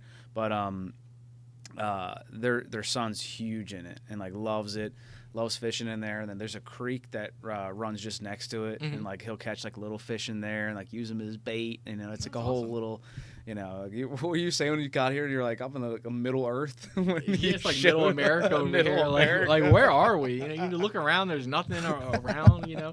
Your gas station out here is probably a Texaco or a Turkey Hill or something. Like I thought they make ice cream. Yeah, you know, right? Like, where am I? Yeah, they're selling gas around here nowadays. Around these parts. Yeah. No, it's crazy. Yeah, no, so it's cool. But yeah, no, but I'm a fisherman a little bit. I mean, I like... I've never really like gone to it just because of how like little there are. So like I've been fishing a few times, and then like it's one of those things you get out there and there's someone already in the water. You know, like you don't want to like fish downstream with somebody who's fly fishing. You know, or you definitely don't want to fish upstream from some guy who's fly fishing. He finds out you've been fishing his water, you know. So like it's weird, man. Like, and it's just like there's not a whole lot around here that's like public that you can go and you can legally allowed to fish. They got an app called Fishbrain. Really? It's like Google Maps, but it has marked spots that people fish at. Nice. And you can click on the marked spots, and you can see what kind of fish people caught there. Pictures of them holding up the fish at those spots, and you can see what tackle, bait, whatever that they're using. Yeah. That Fishbrain app, you can definitely find some fishing spots. And you'd be surprised. Like, there would be one super close to you. Yeah. Because I use the Fishbrain app a lot. When I'm trying to find a new spot, I'll look on there. Yeah. And now look at Google Maps, try to see, you know, what the access to that spot's like. Is there a park in there? Do I have to ride my bike there? Yeah. You know, whatever you have to do to get out there. Yeah. Get some fishing done. Hell yeah. In Miami, I feel like I got to ride my bike to a lot of the fishing spots just because there's not parking. Like it's like blocked off kind of, you know? Right. Because they have all these canals that they made. I don't know if it's because Florida's sinking, you know, with the rise in water levels. Dude, I don't know. For a lot of it's blocked off. Yeah, for sure, dude. And like California's having like their issues too, right? I mean, like people talked about that for a long time, where like California was like gonna fall off the of the United States. Like people were like really worried about it, and like now I haven't heard anyone talk about it at all. Like, dude, what the fuck? But yeah, and I've also heard the same thing where like they talked about like how Florida is starting to get like overrun a little bit with water. Like the tides keep rolling in, you know. I don't know. Yeah, they say in 30 years Florida's gonna be underwater. I don't know if I believe that. Yeah. Yeah. Because if you look up like how much the water level rises per year, I think it's like a quarter of an inch or something. So yeah. If the water rises a quarter of an inch per year, then like how many years would it take for it to rise? Yeah. A foot. You know, like a long time. Yeah. And then how many feet is Miami over the water level a couple feet. Like, you have to really just sit back and think. And in that amount of time, would they not create some sort of lip, some sort of outer rim that just keeps the water out? Like, I'm sure it's a more complex problem. I think it's way more complicated than that. But we're looking at a condo right there on the water for $6 million. You know, who would be buying that if it's about to be underwater? Or they sell before anyone finds out that it's going to be underwater, and like it was a terrible financial mistake. You would think they'd be selling now if they're going to be underwater in 30 years. Yeah, 30 years, they got their time, you know. It might be before you know it. Like this, imagine like the very second your mortgage is paid off, that 30-year mortgage, now you're underwater. Like, hey, I hope you've enjoyed yourself here. It's time to buy another house. Yeah, it's time to go. Yeah. It's time for another 30 years. Flush your money down the drain. Yeah. Where do you guys vacation? You and Holly? So I have to say that I'm not really much of a vacationer, so not a lot of experience, especially even growing up, you know. But Oregon was big. I did that with Holly. And what made you go there? I meant to ask you. So Holly had just mentioned to me that it was just a place that she's always wanted to go, and that she just loved the fact. Seems so random. Well, yeah. Well, so I mean, that movie Twilight was filmed in Oregon. Yeah, that's So, but she was a big fan of that movie, and like, you know, as she got older, you know, but the big appreciation was like the trees are different there. Like the type of trees that grow in Oregon, taller, like the style of bark, like they all like grow closer together, and like there is a little bit of a difference in Oregon. So she just had mentioned that she's always wanted to go there. So like I didn't think of any other place that would also be cool to propose. So I was like. Well, let's do that. Let's do Oregon. And that was awesome. And that worked out great. But if I was going to do it again, I would totally have done it in the summer. I totally, like, misunderstood the weather in Oregon. Like, it was raining, and wherever it wasn't raining, it was snowing. And I was like, all right, I fucked up a little bit. Dang. But I mean, like, but the snow's beautiful, you know, and like rain can kind of like, you know, drive people closer together. I think it worked out, you know. So I'm just saying. But as long as you're the one with the umbrella, right? Yeah, that's Umbrella it. Man. Yeah, Umbrella Man. But yeah, and then we did Key West. That was when like we like first like met each other. We'd only been together for a few months, and we were like, nice. Let's go to Key West. Let's have some fun. And I think I'm going to Key West. I think the 23rd through the 25th of this month. Did I put it in the calendar? I want to say it's 23rd to the 25th. I'll be out at Key West. Okay. Yeah, dude. It's like a 4-hour drive from my house. Yeah. Nice, That's dude. cool, right? That's so sick. Yeah. You could just drive out there anytime. Yeah. Yeah, we took a flight like from Miami and then to Key West. Mm-hmm. And that the flight there was super cool because it was like a little tiny plane. Yeah. You know, so it was only like two. I think if I remember correctly, it was like one aisle of seats and then a 2 aisle of seats. Nice. So like it was like real small. Like have you ever been in a small plane like that? No. It was my first time like being in a plane that small, and just feeling the turbulence of that. It was like, yo. It's kind of sketchy, right? Yeah, and then even just like taking off, it took off a lot faster, and I was like, oh, and like that part was cool. Yeah. But then as I'm going, I'm like, yeah, like the turbulence is not as cool. Like I'm not as much of a fun. But the pilot was like really cool, and like I knew I knew it was a straight shot. There's like no reason to turn, and like I'm on the window seat, and I can just like kind of look, and like we're like going like this, and we're like looking down at the water. I'm like, all right, he's doing this, like this is cool. He's practicing in his maneuvers. Right? yeah. Or like I think he was just kind of like showing us the water. You know, the people who could see. He's showing off. Yeah, he's kind of showing off and just letting people like look down at the water. You know, because it is, dude, it's so crystal clear there. It's so nice. Yeah. I mean, Key West probably deserves to be its own country. Like it's so sick, dude. Yeah. Have you thought about going back? Yeah. I mean, I would. That would be like you know, if I didn't have to like worry about how much money it would cost to go on vacation, that would be like a staple. Key West is a staple, dude. Like if I just like wanted like an easy beach and sand and like just a good environment, like that's Key West, dude. Like literally everybody's happy there. Yeah, this is gonna be my first time going. Yeah. I've never been before, Yeah. but yeah, I'm super excited to go.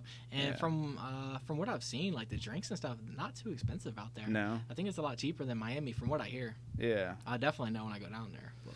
Yeah, and that's crazy that it would be like more expensive in Miami than it is on the satellite island that's away from it. I think if Key West was as expensive as Miami, nobody would go down there. Like, I think that's part of what makes it like a destination. Oh shit! Or else you're driving 4 hours from Miami to go where? Like, yeah, beaches are kind of beautiful in Miami too, depending on what beach you're at. Yeah, for sure. Damn. So I think that's part of it. Is like, you know, it's like just cheaper down there. Like, you can go down there and party and vacation. You know? Yeah. Might not have any gold flake in your drink, but you'd be alright without that. But some of the pictures I seen from down there, because I had friends that went down there, and it's like half naked dudes. It's kind of crazy. It's like Mardi Gras kind of themed. It seemed. Did you see a lot of that when you were down there? Was it like craziness? Well, yeah. So because you left all that out. Yeah, I did. So I guess I'll kind of walk you through like some of the experience. I would say. So when we got down there, it seems like a normal place. Like everybody's normal. It's not crazy. Went to a couple bars like while the sun was still out, and like restaurants, sun's still out. It's fine. Sun goes out. That same street is now like different. The freaks come out at night? Freaks come out at night. Now, these freaks are harmless. They're harmless. Nicest people you could ever meet, you know. They're not aggressive? No, not at all. No, like honestly, they're the best. So like, dude. Whoa there, buddy. Wow, easy. Well, I mean, so speaking of that, so we didn't realize it though that we had actually stumbled into a gay bar. And so it was like me and my friend, and then Holly and his girlfriend at the time. And then, so like before we knew it, we're kind of separated, doing our own thing, just going through the bar. And my friend comes up to me and he's like, dude, it's like the third person in a row that's bought me a drink. And he's like, I think we're in a gay bar. And I'm like, and I hadn't even noticed. And so like I might have been a little drunk, and I go to kind of look up, and I'm like one of those. I'm like trying to like really open up my eyes, and I'm like looking around. I'm like, oh shit, like we are at a gay bar. And then like we finally find like Holly and his girlfriend at the time, and they're on the dance floor like dancing with like clearly gay guys, and we're like, oh yeah, we gotta get out of here. We gotta get out of here. I mean, but it was fine. It was totally fun, but like it was one of those experiences where we were just like, whoa. Right. So pretty much what you're saying is you would go again. I would totally go again. Nice. They're the best. Like Key West is the best. The Key Westinians are the best. And you know, the food was so good. Like the restaurants were so good. Like the hospitality is so good. Nice. While we were there, we chartered a boat and did some deep sea fishing. Mm-hmm. And then everything that we caught, we brought back, and then we brought to a restaurant. You guys catch? Huh? Wait, you caught fish on the charter boat, and then you were able to bring it back to a restaurant, and then they cooked it there? Yes. That sounds sick. Dude, it was so sick. And they put it out on this big board, and we would have enjoyed it more if we were like way less hungover, but it was really good. And you know, with so much food, we had like leftovers for like the rest of the week. I mean, it was awesome. It was so much fun, dude. And like I said, it's just the environment. Like where like you can just like walk outside, like you can have a drink in your hand, and like no one cares. Like Margaritaville. Exactly. It is, but it's just a little bit more calm, and everybody's a little bit more sweet. You know. That's awesome. Yeah, and so like, I don't know. Like for me, like I was totally sold, and like we just stayed in this like little tiny motel, and like the people there were so nice. Yeah, and like it had just been redone too, so it was like super nice pool, you know. So it was so cool, dude. So you're gonna love it, man. I can't wait. Yeah, you're gonna love it. Yeah. Yeah. So, but how was Paris, dude? Oh, Paris was awesome. Yeah. You know what's annoying about Paris though? I guess Americans, you know, like us, are super rude. You know, like if you ask somebody a question, like you're expecting an answer. Like, hey, like where's Walgreens? Yeah. American will be like, it's that way. Yeah. You ask somebody from France, and obviously there's like a language barrier too, but they'll be like, oh, bonjour, you know, and it's all this small talk, and you barely understand them, and it's frustrating. It's You're just like, bro, where CVS, is it? CVS. But no, they don't do that. They give you the run around every time. The people there are so nice, but yeah, they're talkative. Like they'll sit there and talk, and you ask the simplest question, and it's bonjour, and then all this extra stuff, and it's like I don't need none of that. Like I just need to know the answer to my question. but really, the people are really nice, and they're helpful in that kind of way. Yeah. And and then there's a big difference between, I guess, bonjour and bonsoir. Like one's morning, one's night. So if you say the wrong one, they're gonna judge you. Interesting. But yeah, I was out there for the Louis Vuitton fashion show, and that was insane. You know, dude, it's crazy. You know, if you're not into fashion, you're not into fashion. But just think about what they're doing is they're coming out with these products, right? The products, they're not even available for like 6 months. So you're looking at products that aren't available for 6 months, and they look nothing like the stuff that's out today. Yeah. Like they're creating trends for the future. Louis Vuitton is the kind of brand that they're creating products that all the other brands are going to copy. Yeah. So you're looking at products that are going to be the trend moving forward. Yeah. So the theme of that one was like a cowboy theme. Yeah. So now at the Grammys, you see people in cowboy hats and stuff like that. And a lot of that was from, like, Louis Vuitton. Like, Beyonce had, like, a full, like, Louis Vuitton outfit that looked absolutely sick. She took, I guess, a pair of pants that, you know, were at the Louis Vuitton show that they were showing. And I guess they somehow custom made that into, like, a skirt. And it's just, like, the looks that they came up with were insane. And then everybody's wearing cowboy hats and cowboy boots with the, you know, Louis Vuitton, you know, logos and stuff on them. And yeah, it was really cool. Is the cowboy thing like a theme? What's up with that? That's just that's the theme for this collection. Oh, okay, cool. So when this collection comes out in, I guess, like 6 months, then it's all going to be, you know, that's going to be what's available. Yeah. It's like for the men's line at least, it's going to be like a cowboy theme. Nice. Which is cool. Yeah. And then they debuted a new song with Jelly Roll. You familiar with Jelly Roll? Yeah. He's like country singer. Absolutely. So his song was absolutely, that Shotgun Wedding song was super sick. Yeah. So nice. that was really cool to, like, you know, hear that for the first time at the show. And it was really awesome. I'd never been to a fashion show like that. And I was invited to another show the next day, but ended up not going. Yeah. But it was really cool. Yeah. Fuck yeah. And yeah, other than that, Paris, I wouldn't want to drive in Paris. I'll tell you that right now. Yeah. That's a country I would not want a driver's license in. I don't ever want to drive anywhere. Like, you know what? And, you know, I feel like a crime we all commit here in the United States is jaywalking. Yeah. There, you don't want to jaywalk. Don't cross that road unless you really know what you're doing. Because over there, a lot of people are on, like, bicycles. Yeah. And it's like 30 degrees out, but they're out on bicycles. And they don't stop for somebody crossing the road. Yeah. Like, if they're going 20 miles per hour on that bike ain't stopping. Don't think they're going to hit their brakes. They're not. Like, they will run you over on them bicycles. Jesus. So you really have to watch out. And the way people drive and just swerve in between traffic, obviously motorcycles are lane splitting over there. So, you know, you really have to, like, you know, pay attention. Like, you have to look take all somebody around out as you're driving because, everyone's on scooters and motorcycles. And, it's insane driving there. Yeah. And then the traffic's bad. Yeah. Like, it'll take you 30 minutes to get, like, 4 miles.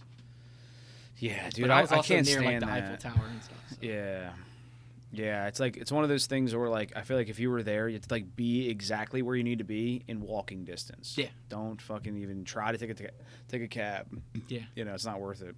Yeah, and the weather was so dreary when I was there. Like, it snowed while I was there. Oh shit! I didn't know. So imagine got snow flying from Miami, and then you go to Paris and it starts snowing. You're just like, dang. Yeah. I know. It kind of sucks being here today, right? I mean, like, it's honestly, it's not as bad as it was. The sun's been hitting. Yeah, it's not as bad as it here was lately. Yeah, because the sky's been clear. I know, it's been nice. So at least it's not cloudy every day, like what I'm used to. You know? I feel like here it's always cloudy and it just looks so gray outside. Yeah, yeah. No, I wonder if, like, is Paris always like that? I mean, they must have a few sunny days. I think summertime's nice. Yeah, summertime's nice, but it has its seasons, just like we have our seasons here. Yeah, like because imagine where the equator is and where Paris is. Right. Like, obviously they're gonna have the seasons like we do, because that's, you know, instead of the northeast, that's like just closer to our. It's like the northwest of Europe, you know. Yeah. Yeah, definitely. Damn. So hopefully I get to travel to other places. I'd like to go to like Italy. How long were you there? Cool. I was there Paris? Like 4 days. Oh, okay. So just kind of like a quick trip. Yeah. Okay. Yep. So I flew out on my birthday. So nice. That was cool. My birthday. But it's like I was on the plane my whole birthday. It was like 9 hours, you know. And I was at least thinking we can go into the Centurion Lounge, you know, before the flight. But the Centurion Lounge in Miami, somehow they were like booked up that day. Like there was too many people in there. So they like, unless you had like a black card, you weren't getting in. Damn. It was like over an hour wait. Yeah. Damn. Yeah, because normally Centurion Lounge is nice. You go in there, it's open bar, so you know you have a couple drinks or whatever before the flight. They have normally pretty good food in there, so you get something to eat. Damn. The one in Philly's never packed like that. Really? Damn. Yeah, I've been there either. Yeah, I gotta get out. Stereo Lounge. Yeah, Centurion. Interesting. Yeah, it's nice. Yeah, nice, dude. But I don't know. Like, there's well, I guess it don't matter for you because you'd be closer to the Philly airport. But I was gonna say Newcastle now has a new airport, and they have a lot of flights going from there. So I can catch a flight from Newcastle to Fort Lauderdale, which is like 40 minutes from the house. Yeah, and it's cheap. Yeah, it's like it might be like $40 each way or something. Most of the time, those flights are like $80. Dude, you might be surprised. I'm probably like just as close to Newcastle. What? Probably, dude. I mean, like Philly's like an hour. Really? Yeah. So it's like equal. Yeah. Almost. Yeah, I'm in like a weird spot where like it would. You're in a weird spot. Yeah. Yeah. Yeah, I would say that. Yeah, you're in a pretty weird spot. Yeah, it's a pretty long drive, you know, to get to Philly.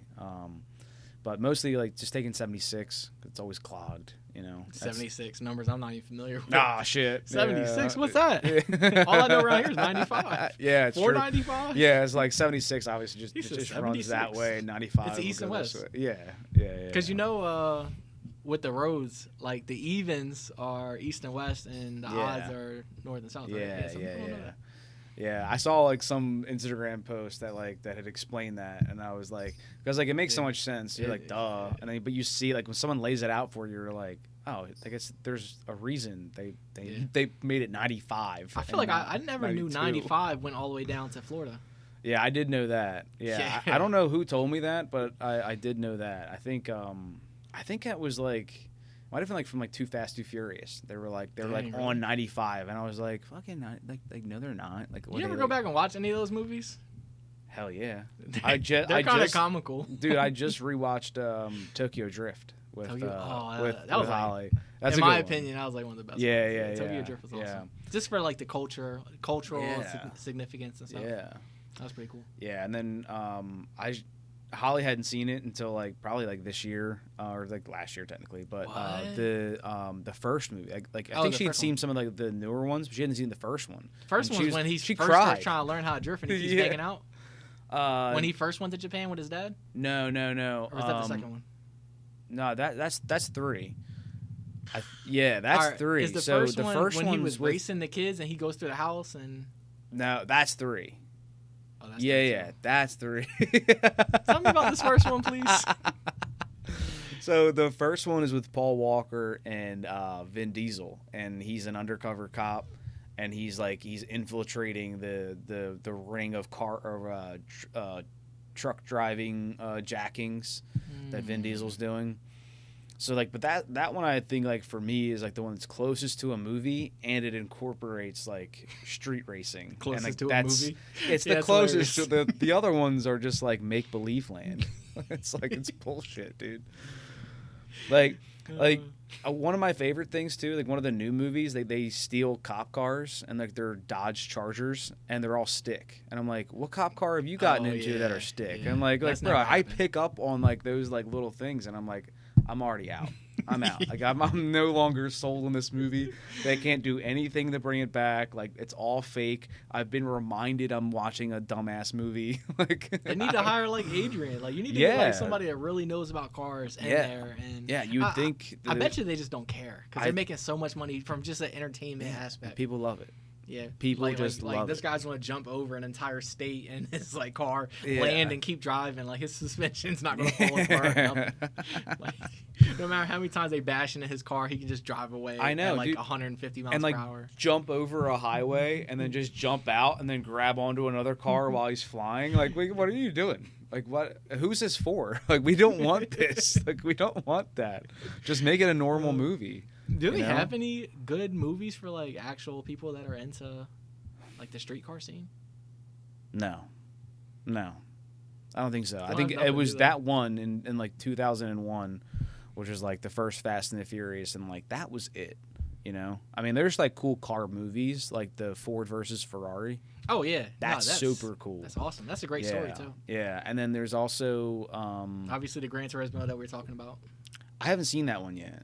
You haven't seen Gran Turismo? No, I haven't. And like I was worried that it was going to be a little bit too much for me, like too much like story, CGI, cars flying around. All right. I'll give it a shot. It's a good movie. But there's one that's it's called F1. Have you seen that? So that's a little bit older. I think like during the time. So like maybe like 1950s, 40s could be. Maybe 60s, probably closer to 60s. You be watching movies from the 1950s? No. But the movie is set in those times. My boy watching black and white movies. Yo, I was about to say you need a video game pad. You tapped out on the movies. He said 1950, 1940. I need a video game. God damn it. No. So the movie is set in that time, but they're Formula One drivers, and you know, just the competition of it, the environment of it, you know, and it's all based on a true story, and so it's a cool one. I think I saw it on Prime. Okay. Amazon, so you find it. But yes, I mean, I don't know. There's nothing cool for like street race stuff, and like it's all illegal. You know, I wish like that shouldn't even matter. Like the street racing thing, that's all. Like every movie that they make is like always someone breaking the law. It's like you think that's the reason that they don't? Yeah, that's the reason they don't do it as often? I tried to say that. Yeah, I'm wrong. I'm wrong. I'm wrong. They probably just imagine what like that like which up and coming. I don't know, directors like, hey, like let's make a streetcar racing. Yeah, like don't you think people are interested in this? Like, and they are, but they're probably not, is what they're thinking. But if you had one that was more realistic, and as good as Fast and the Furious franchise, I'm sure they could probably make a bunch of money because they're making money on the Fast 5 and Fast 6, 7. 8, I know, 9. but don't you think that like once that other like the calmed down version of Fast and the Furious comes out with like realistic physics and stuff? I don't think it has to be calmed down. I think it could be realistic physics. It could be similar to the Gran Turismo. I think realistic physics is calmed down. I think as soon as the car stopped jumping, the Gran Turismo movie did great. It did? Yeah, people love that movie. It has great reviews. Yeah. Like what's the Rotten Tomatoes on it? That's a good we able to question. see that? Yeah, pull that up.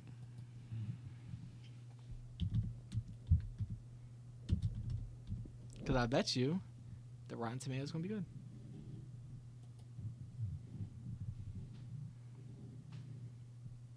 good. 65. Click 65. Click on it. Is that an audience score? So audience score 98%. Yeah. Wow. So we enjoyed it. Not critics, so much. Critics are going to criticize. But I was going to say though too, like I don't always. All right, look up your first Fast and Furious. Okay. Because we need apples to apples. In that same, just scroll up. No, go back. Oh shit. Oh, it's double tap. Go back up to here. Yeah. Just type it in there. Yeah, you got it. That way it's, apples to apples, Rotten Tomato scores. Oh, Fast and Furious. Look at that. It's probably a movie about dogs. 1939? I don't see right, maybe I think it's The Fast. Hang on. Oh, we're getting close. 2001? Yeah. Yep. Yeah, here we go. Wow, look at that. 54%. That's even worse. And the audience didn't like it. God damn. 74% audience ain't bad, but I'm just saying. Yeah. That means that Gran Turismo movie is definitely going to be better than this movie. Yeah, I wonder how that Tokyo Drift did. Yeah, look it up. I bet you it's going to be a higher audience score than this. It was probably going to be higher on both, honestly. I think it was a better movie.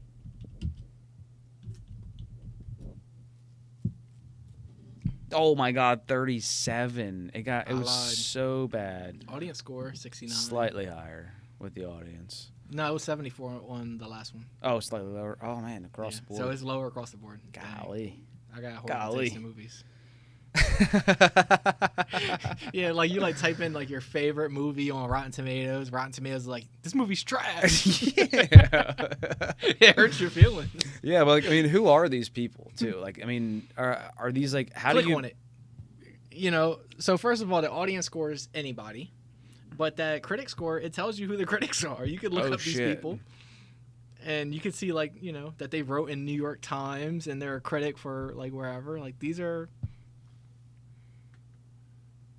actual, I guess, movie critics, right?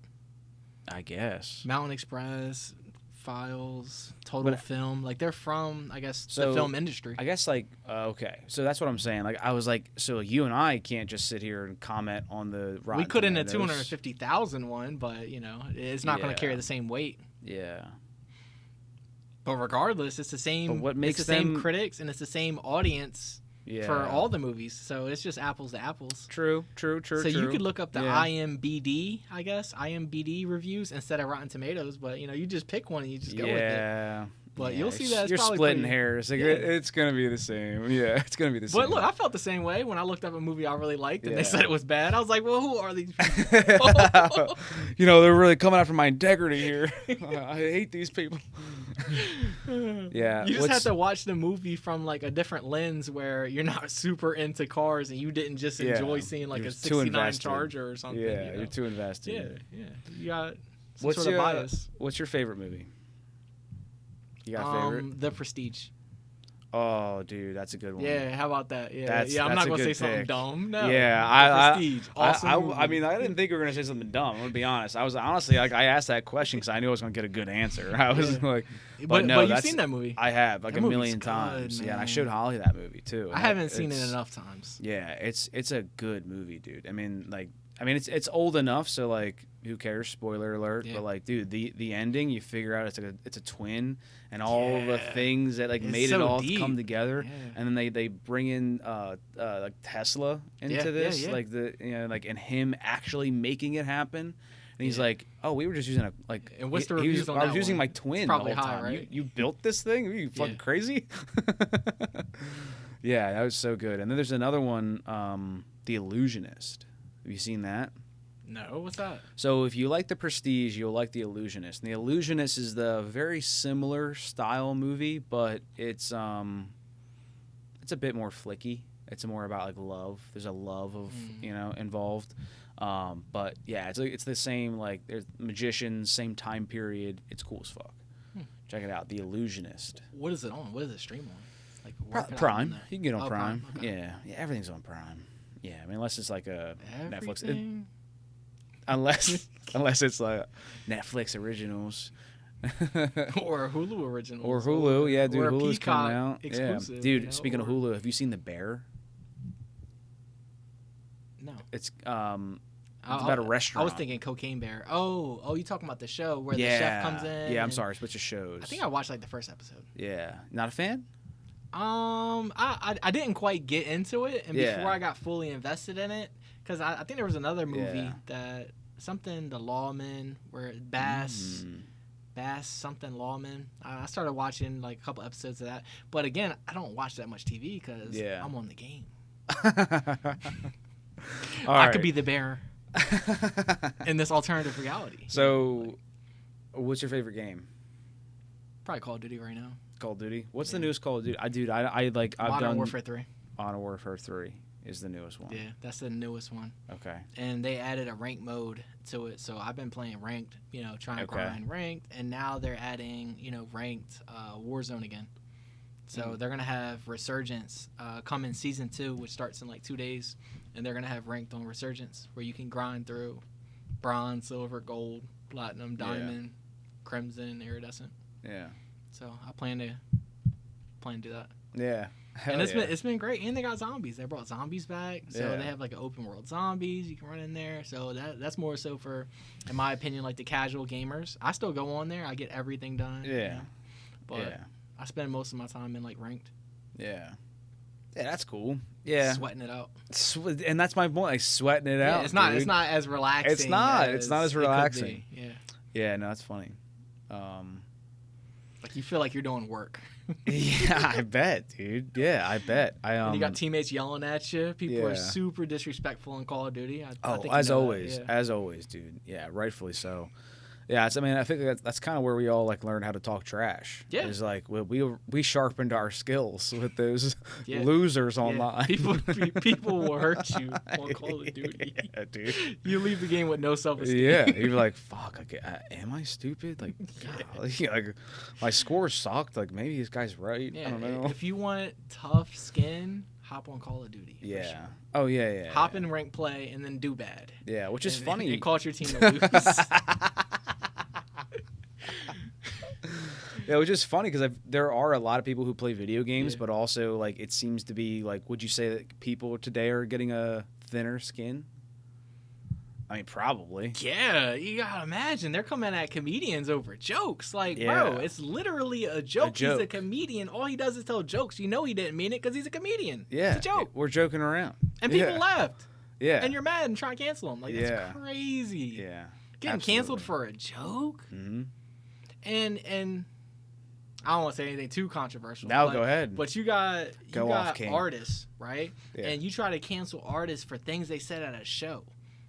He's at a show, so he's giving a performance. Yeah. It's performance art. Yeah. You know what I mean? So if he's embodying a character, if he said something offensive, like it's not coming from his heart. It's coming out of his act. Yeah. Right. Yeah. And that's the other thing too, like, you know, you can even just say something funny, you know, and like not even really mean it, you know. I mean, like I can, like in the same way I can poke fun and like make fun of Adrian or even you like for playing video games and call you guys nerds, but like I don't mean that. You guys, you're wildly successful. Adrian's super smart and super successful. Like it's like there's no meaning to that grounds, but like I want to tease you guys and make a joke and saying that like video games are lame, you know, like and. Yeah, there's that huge disconnect between like people saying something and being like, "No, you meant that," and it's like, it's weird. Yeah. And like, but it's that thin skin, you know. And you know, I think that we should all have had like a thicker skin from video games. I'm sure it helped, you know. And it's crazy that it hasn't helped these guys or ladies, you know. Yeah, and it's like I understand the whole like, oh, if you don't have anything nice to say, well, don't say anything at all. But at the same time, it's people just having fun. And if you say, oh, well, you're having fun at someone else's expense. You know, some people that are like that, like they don't mind if you say something back to them, and they argue with you for 5-10 minutes. They're not looking up your IP address trying to find you. You know? Yeah, exactly. If anything, they might try and friend you and hop in a game so they can talk trash. Yes. Like some people, they really don't mean anything by it. Yeah. I mean, there's tons of those. Like, and you said it. Like the video games are a whole social media network that's like untapped. I mean, it's tapped, but like. You know, like, you know, it's one of those things where like, you know, there's so much to it. And we've made friends from people like in other countries where we're like, and it's the same thing. Like we just talk trash. They're really good. They just say something funny and you're like, all right, we're all going to go to a game. Like, let's go. Like you're coming with us, you know, and it's cool. There's a fun like camaraderie with that. And like, and especially like when you can like you said, when you can dog on like someone who's like your friend, and like you can just dish it out and then get it back. It's a different kind of friendship. Yeah, it's having fun. I think that's the best kind of friendships where like you feel so comfortable that you can like dig at somebody and they can give it back, and like it's huge. And then like it's like I think like the ultimate like stage of friendship where like you guys can like point out the flaws. But like be comfortable with them at the same time. You know, as soon as I seen you today, I'm like, yo, like, where are your cow boots at? Yeah, I feel like I'm out here like stepping in cow shit or something. Like, where am I? I know. Like, how many horses you got? Yeah, right. I mean, if you asked Holly, we'd have way more. And a couple goats running around, right? Yeah. But it's like I don't mean anything by that. You know? I'm not saying you're a fake hard working country man. But I'm just saying, where's your F-150? Right. You live out here. You don't have an F-150? Of course you do. What's it in the shop? Found on road dead. Yep. Found on road dead. Yeah. And I'm in the Ford, but it's just fun. Yeah, man.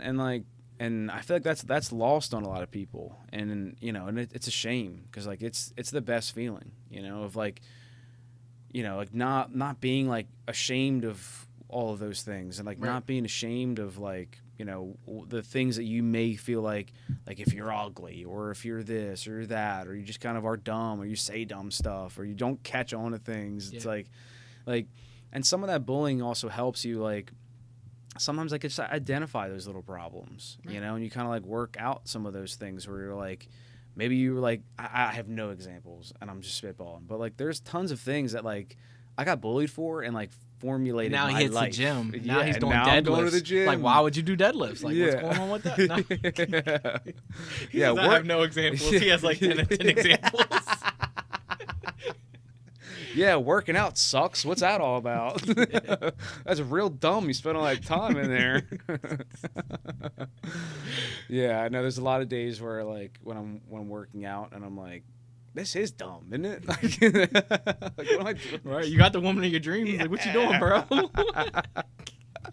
Yeah, no, 100%. And Holly's the best with that, with always saying that she's like, and because every girl like always says they want like a dad bod, but I think there's something to that. Like there's like even like a security thing for them, like mentally, like for people, like I'm just saying like it's got to be hard. Like if you have this like, in your head like 10 out of 10, like if you were to date like who, like Beyonce. Not that that'll ever happen, but like you would be so nervous that someone else would talk to Beyonce that was even slightly more handsome than you. You'd be like, I can't stand going out. Like we have to stay in. I'm just intimidated. Everybody looking at it. Yeah, right? Yeah. It's too much. And so like, I think women look at it the same way, where they're like, well, he could have anybody he wants. That's a strain. Yeah. On your relationship, because like now you're always thinking that. It can be if she's not super secure, right? Yeah. But at the same time, if you have this perfect physique, she's not about to cheat on you with some 300-pound man either, so right. So vice versa. It's this. That's what I'm saying. Which is why it doesn't really matter, anyways. I know. It doesn't matter. I know. Because there's an upside and a downside to everything. Yeah. But the important thing is just do it for your health.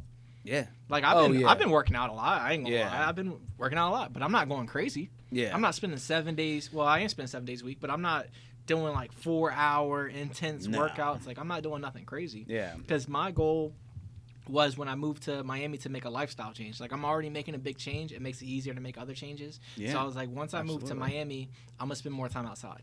Yeah. To do that, I plan on walking. So, if I walk 3 miles or something, it's not necessarily to sweat. Like, I'm not out there running. If you run, like, bro, I'll see you at the finish line. Like, I'm good. But at the same time, like, I'm outside. I'm reflecting on my day. I'm thinking about things. I'm planning. Like, I'm walking. I'm getting exercise, getting vitamin D. It just makes you feel good.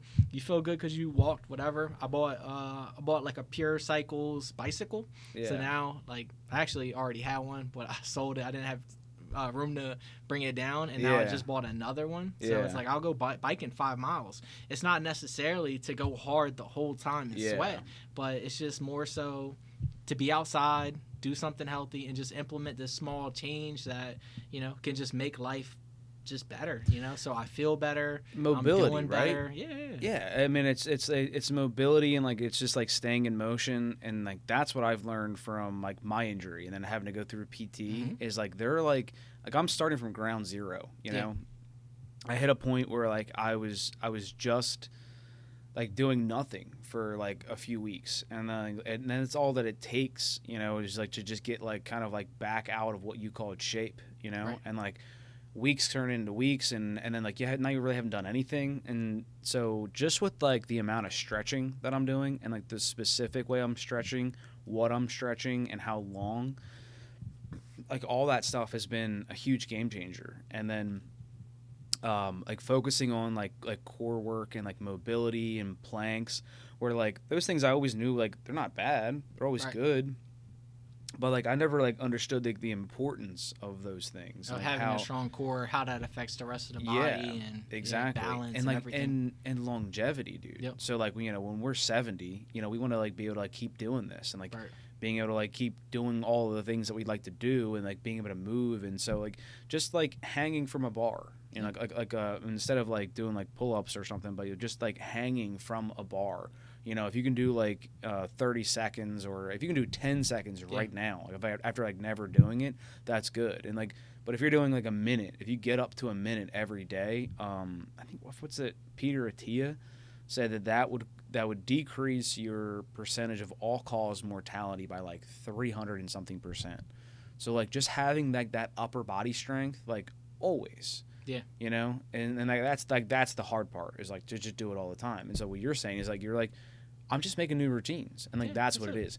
It's not like who's running the marathons. It's not like who's benching the most. It's like, well, that guy can't do that forever. You can't run marathons forever. I mean, a few genetic anomalies out there, but like do something that is like consistent. 30 minutes a day of like some like cardio like vascular thing, and some like 30 minutes a day of like something where you picked up something heavier than you and like moved it, and then that would be it. And then it's like to break up those days into like rest days, which is also super important. And like I think that like when I go back like full time, like I think I would like to do it like I'm working out one day and I'm stretching and doing like mobility, like yoga even, like the next day. And then I'm doing another workout, and then I'm doing like yoga and stretching, because like it's just become like so obvious to me like how much better my body feels as I've been going through physical therapy. It's wild, dude. Yeah, it's awesome. You feel like a whole different person. Yeah, an injury had to like lead me to this point where I was like, I'm eye opened, Right. And I'm only 29, and so like for me to like feel like like now like I'm feeling old, because I'm like moving around, my back's bad, and like I got a heating pad on my back, I'm doing this, and I'm making changes to my life because of it. I'm like, dude, this can't last. Yeah. It's the other thing you'll find is the importance of hydrating. And hydrating ahead of time. If you're thirsty now, that means you've been dehydrated. Yep. And you drinking water now isn't necessarily hydrating you now. It hydrates you, later, for like an hour from now. Yeah. So, if you're drinking, water in the morning and things like that, that makes you feel better too. And if you're drinking water like before you go to sleep, that also, I found that helps me a lot, making sure I drink water before I go to sleep. I wake up less during the night. I sleep better, so water is really important. And I started doing protein shakes, not the Herbalife, none of the nonsense, where someone's trying to sell you on something. But they make these like Premier ones and the Quest ones. Premier, Quest. Are you familiar with those? Yep. Because they're just so convenient. You crack the top, you drink the protein shake, you're getting like 21 vitamins and minerals. And I realized like that gives me energy. I can, substitute that instead of eating breakfast, because I'm not like a big breakfast person. Yep. And now it's like I'm getting something on the stomach. I'm getting the energy. I'm getting all the nutrients and stuff. And then it's like I can start my day on that. Yep. And then when I go for my walk, when I go ride the bike or something, it's like I feel better. Yeah. Yeah, absolutely. But yeah, they say stretching is really important. Yeah, and it is, man. Yeah, stretching is good for the muscles. It's good for the spine. It's really good for everything. Yeah. Yeah, and you just don't know even like what you're working until you've done it so many times, and the injury itself like makes it all so apparent. When you start moving, you're like, oh, I can't do that, and so, and then as I'm starting to kind of come to the other side of it, the recovery side of it. Now I'm seeing the benefits from it, and how being able to just do a little bit more at a time. Yeah, exactly. Until you're all the way back. Yeah, exactly. And then but and like just building like that muscle and like, you know, we're not talking like, you know, but we're talking about strength, you know, building that core strength that like I've been neglecting for years, and just doing all the bro workouts. You know what I mean? He's like, too focused on the gains. Yeah, too focused on the gains and like not enough time. Like I'm always telling, I'm telling you, I don't have not time. And so like to come down here and like to stretch that much, to be like doing ab exercises, I'm like, bro, I'm not doing that. Like I just want to I want to bench good, I want to squat good, I want to deadlift good. Like who cares? Like I'm working out everything else if I'm doing all of that, and I couldn't be further from the truth, dude. Right. So like from now, like you know, I haven't done it yet, but like my next investment will be kettlebells. Okay. And just working into like those like mobility movements of like kettlebells and like clubs and things, and I think I really want to get into that because those are the things that like are just those longevity like fun things, you know, like even sports are a good idea, but like sports are injuries, dude. Oh yeah. Yeah, like that's going to be injuries. Because you're going to overextend. You're going to do things that just aren't good for you. And the funny thing with like, you know, you getting hurt from the squat injury is like my dad, like I told my dad, like, hey, look, I want to start walking. I want to start biking. You know, it's not necessarily so I could lose like 100 pounds this year. Yeah. It's just so that I'm doing something I wasn't doing before. It's so that I just, you know, just living a healthy lifestyle. You're going to lose weight over time. You're going to feel healthier over time. And he's just like, no, like, we need to lift all these weights. You know, you're going to burn more calories lifting weights than you are from cardio. You know, all this crazy stuff. And he wanted to do squats. I'm like, hey, look. Like, you're not really into fitness. I'm not into fitness. I don't want to do, you know, or not squats, deadlifts. I don't want to do deadlifts and have my technique wrong and hurt my back. He's like, oh, it's not even that much weight. Yeah. I'm like, listen, when it comes to your back, you know, you could pick up a phone off the ground wrong and you could hurt your back. Like, it doesn't take much, you know, to hurt yourself. Mm-hmm. Yeah, man, 100%. And, like, on top of that, I think that, like, cardio and, like, getting like the heart rate up, whether it's like, you know, using like just biking, or like if it's just walking, or if it's running, or if it's like none of those things, and what you're doing instead is like, you know, you're doing burpees, and then like you're just doing like a lot of like lightweight fast movements. Yeah, getting that heart rate up just makes all of the other like everyday things that you use your lungs for just like that much easier, you know? So like you're like building a capacity to where like now you just like you have so much energy because every day you've just devoted all of this energy, and like your body slowly adapts, and you're just like a muscle.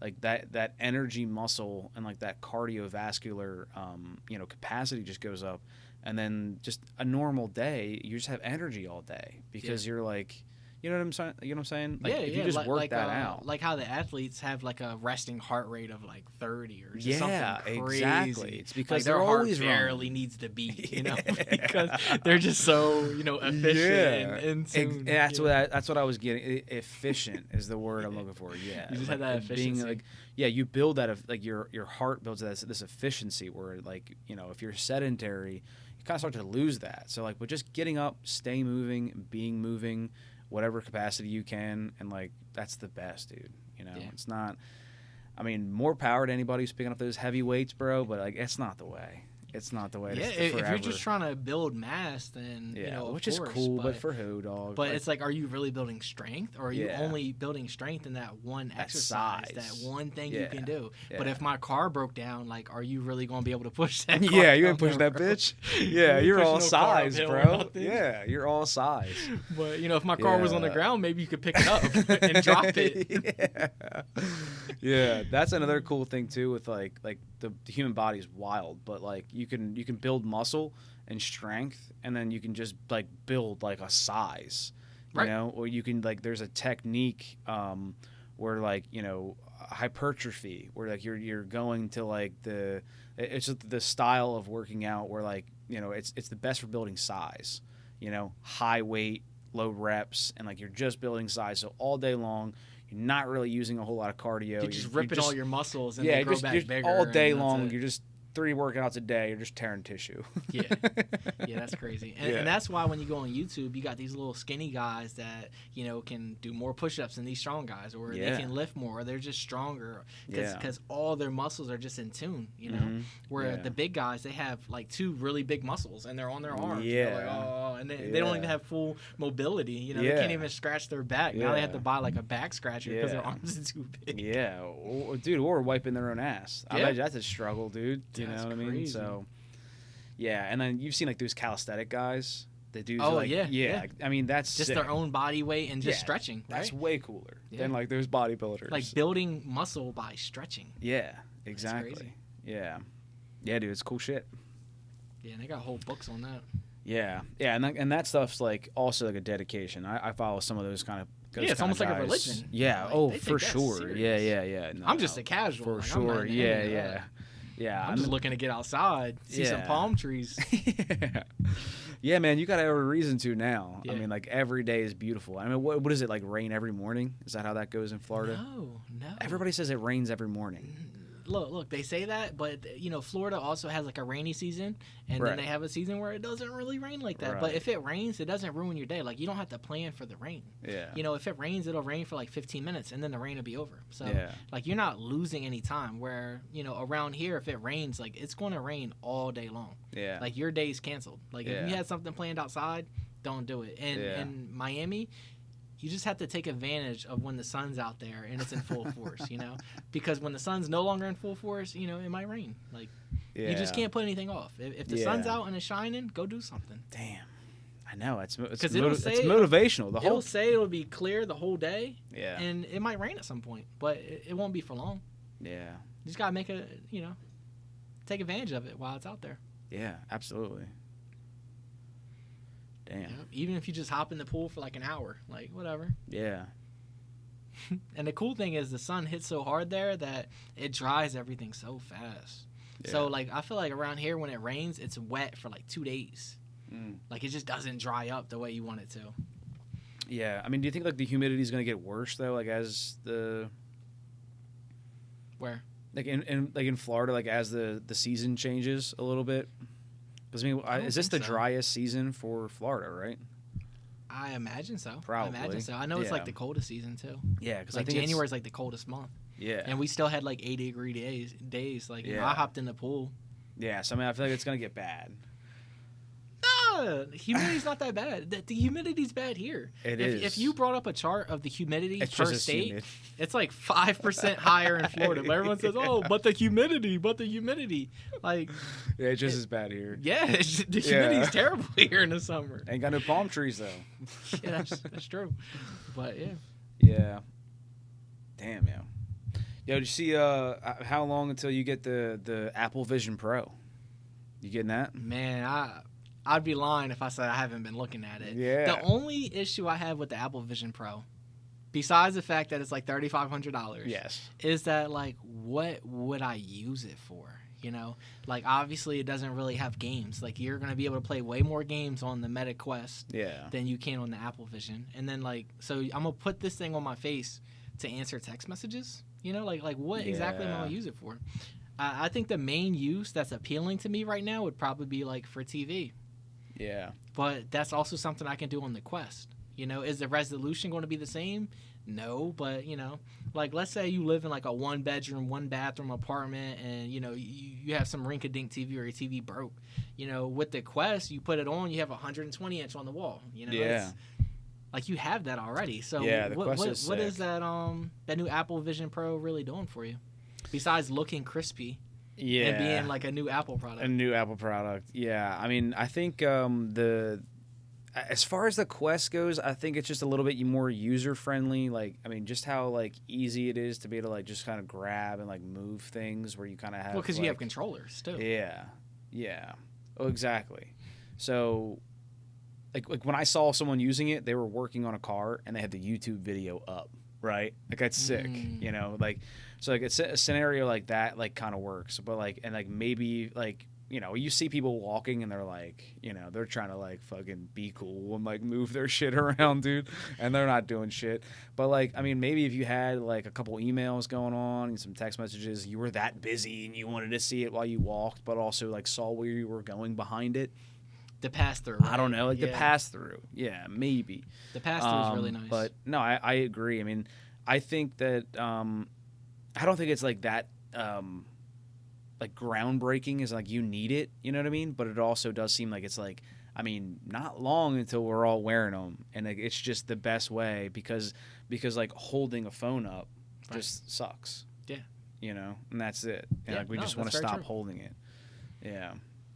But yeah, and then speaking of that, like, what about like Neuralink? Because like Neuralink might have the capability of like being like send an email with your head and like communicate without talking, and as long as I can check that final product, because if I'm mad at somebody and I'm sending an email, I don't want my brain to just go ahead and dictate the words to go. Yeah, that's another thing is like does the Neuralink turn off when you go to bed?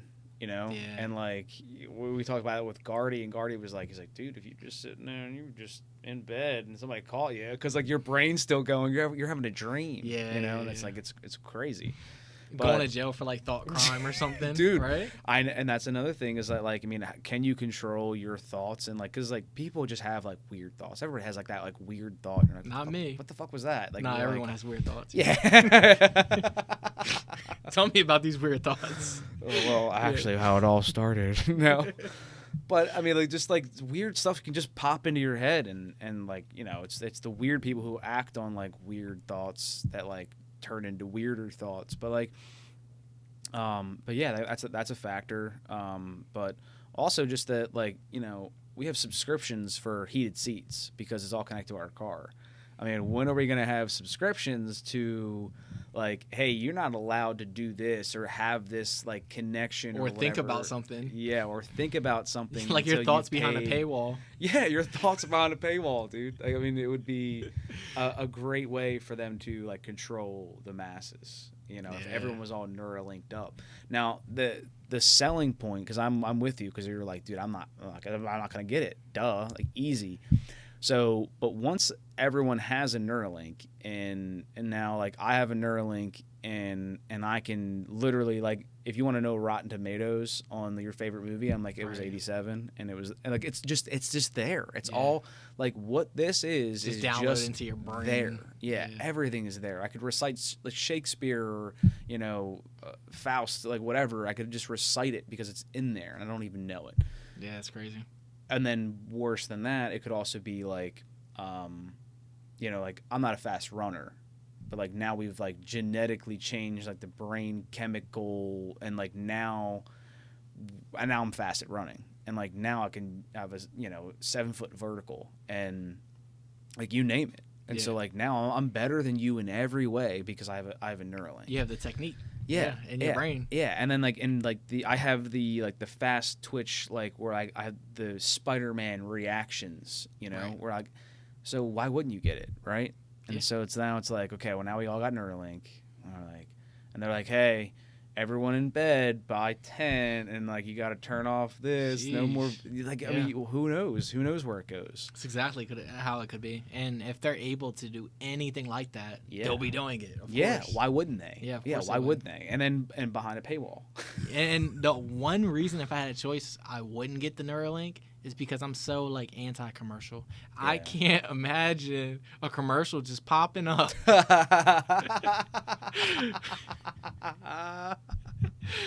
Like, bro, can you imagine just your eyes and you just have to see you have to look for. So Adrian, you can't shut your eyes. You can't turn away from it. Yeah, you're just watching a commercial for like a medication or something. Yeah, Adrian was saying he's like, nah, they'll have like a plus premium or like some kind of thing. And he's like, and I'll get that. And I was like, yo, coming from the dude who still doesn't have YouTube Premium, right. I'm like, doesn't have YouTube Red. Yeah. Like you never buy that. You'd just be like, oh, I'll sit through the ad, like, fine. A funny story about that YouTube Red stuff, man, is, obviously I'm on PC, I'm PC gamer. Yeah. So I have an ad blocker. Like, I have an ad blocker on the computer. Yeah. I see no commercials, or no advertisements. When I go to, like, a website, both sides are completely white all the way down. That's weird. Like, it's crazy. You don't see any ads. Yeah. When I go on YouTube now, it can detect that you have an ad blocker. Yeah. So it says that it'll stop playback. You won't be able to watch any videos unless you disable the ad blocker. Yeah. That's so dirty. Yep. Like, there's probably so few people using ad blockers, but that's how much money they lose by somebody not seeing the ads. Ad blocker, that's all the money, dude. Like that's all the money. Ads or like something crazy. And just on one YouTube page alone, it's blocking like 17 ads at a time. Dude. Yeah. Like, it's insane. Yeah, that's all of the money. Like, I'm surprised you don't have an ad blocker. Doesn't do anything. Well, I mean, I'm actually not even logged into, like, my premium account, but I should do an ad blocker, honestly. Yeah, but just ad blocker for any website. It's free. Free? Yeah. All right. It's like a. We'll talk after podcast. We'll talk after the podcast. We'll talk. Don't worry about it. Don't worry about it. You don't want to see those pesky ads. Yeah, and then everything you look up on your phone just pops up on the computer. Yeah. Like, no, you don't want that. You don't want that. Yeah, no, that's something you just talked about, because the microphone on the phone heard it, and now it wants to show it to you every second, like you want to. Bro, see that it. is freaky. When that shit started happening, it was crazy. Like I remember like I was having a conversation about like the jeans that like I was wearing for work, like with Holly, and I was like saying that I was like gonna switch and that like whatever, and then I got on Google and it was like Wranglers, and I was talking about switching to Wranglers because they sold them at Walmart, and I was like, what the fuck? And like, there's so many things like that. Yeah, so many. And then a little bit easier, I understand it better. But like, if you click on a couple things, then you'll get those ads. Like if you start like looking up the price of a Ford Raptor, like Fred Bean, the new Ford dealership's coming up on your display. They're like, "How you doing, son? We'd like to put you in a Ford." Have you ever thought about the Raptor? Yeah, like have you thought about the Raptor? We're having a guess. we may have thought you had a thought. You know how I beat it? You know how I beat it, and they target me like that, and I cost them money. How? So look, you go on a website that you want to purchase from. Yeah. You put the items in your cart. Yeah. And then you just leave the website. And then what happens is like a day later or 2 days later, they'll send you like a 10% off coupon or something in your email. And then you take the coupon, you apply it, and now you just save money and you cost them money. That's how you outsmart them, because that's what they do. Dude. That's what they do. They know you want to buy those items. They know you took the time to put them in your cart. So they're enticing you. Yeah, they're enticing you. They're gonna give you a good coupon. Come on in. I wish it was easier. I wish I could just say my phone. I wish I had a 15% off coupon. I'd buy it right now. I'll give you my email. Yeah, I think that it's the opposite with Amazon. I'll put things in my Amazon cart, and then like the next day they'd be like, this actually has increased 15%. You ought to buy it right now. Well, Amazon's smarter than us. Amazon's smarter than us. I don't know about Amazon. Yeah, I'm like, damn, like now it's more expensive. I gotta buy it now before it's even more expensive tomorrow. Yeah. It was like the ploy. But a lot of times I'll just boycott it. I'll be like, I'm out. Yeah, Amazon's been my cheat code while I've been in Miami. Yeah. Because everything on Amazon, it's like a consistent price. Oh, Whereas shit. when I go in the store, I posted on Facebook a couple days ago. I was in the store looking for windshield wiper blades, right? Of course, I want to get the Rain-X ones, right? Why would you want to get the Rain-X ones? $40 per blade.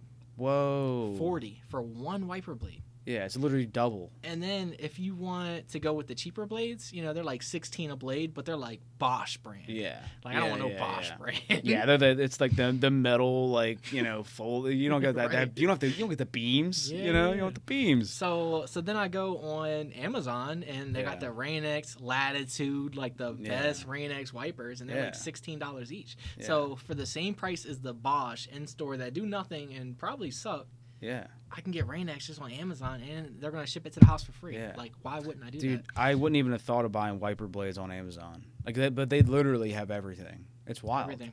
Yeah, it's wild, dude. And it's cheaper and better prices, so you just save money. I know. So then it's like I don't want to walk in an auto parts store, not buy anything and walk out. Like, that's not the kind of store you window shop in. It feels weird. So I go up to the counter and I'm like, hey, like, let's look up the air filter. See how much you can get your for. It was like $24.99. Not a bad price, right? So then I go on Amazon. I type it in the same part number. It's like $17.99.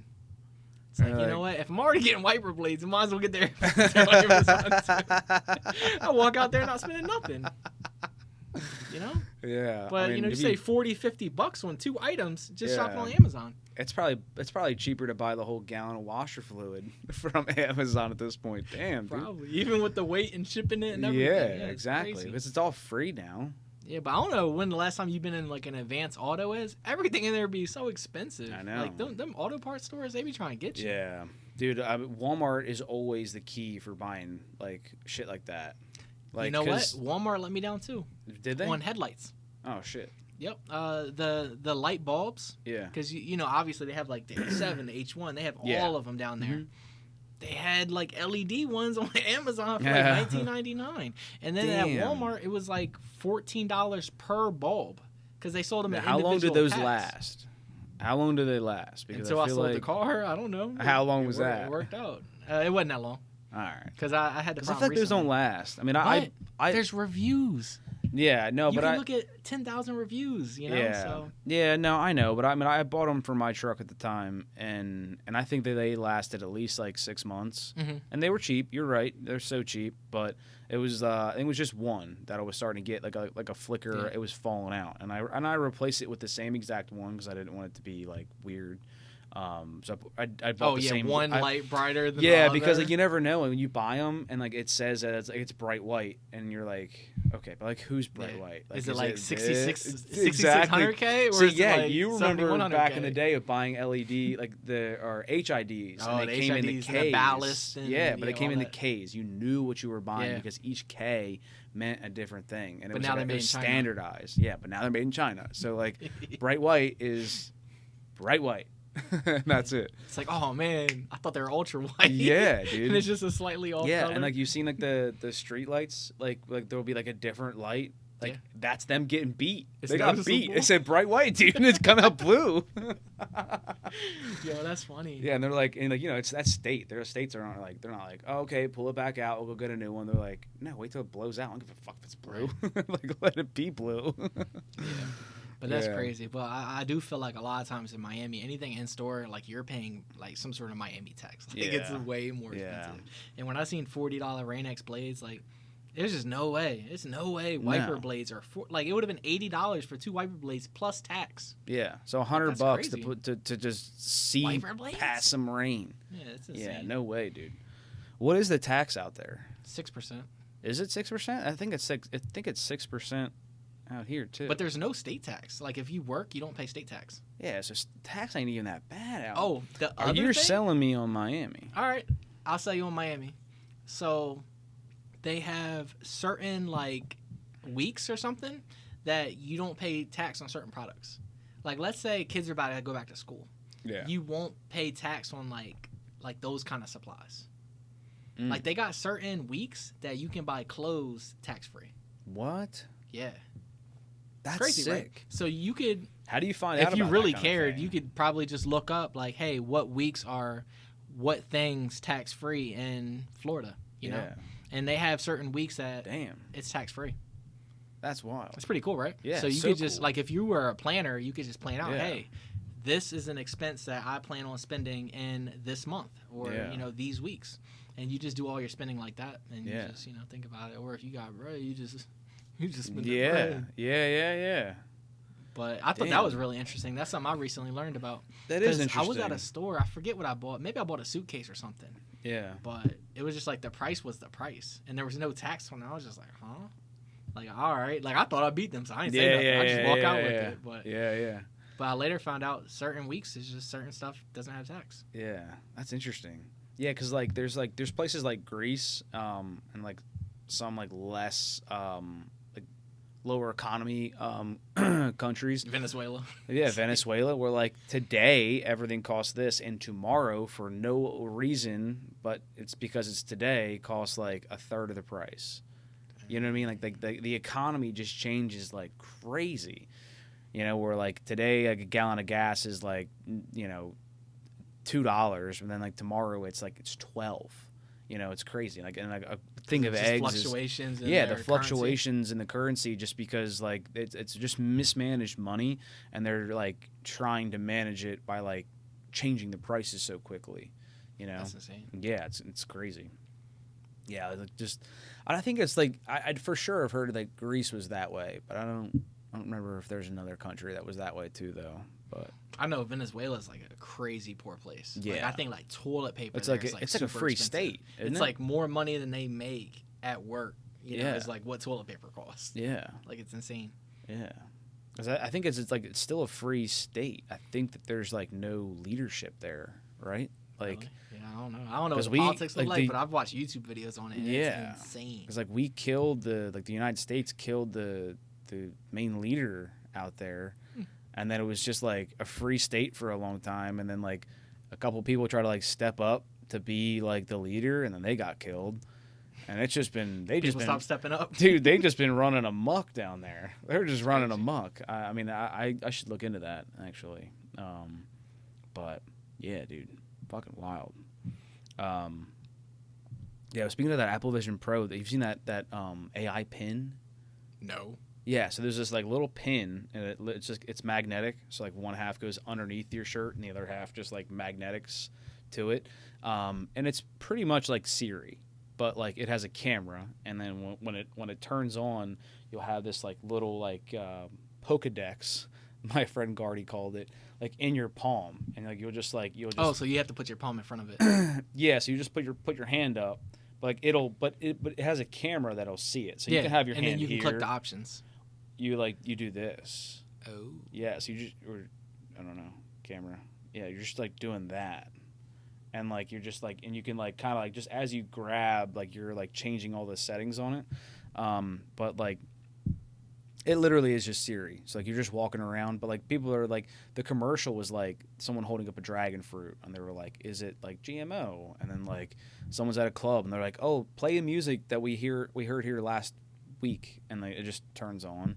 And like, so it's Siri, but like it's just very intrusive. It's like a Siri that can see. Yeah, exactly. Or that it also pays attention to every single thing. Yeah, well, that's what they say. They said like nothing triggers it to be like turned on or off. Like you have to just like ask it something.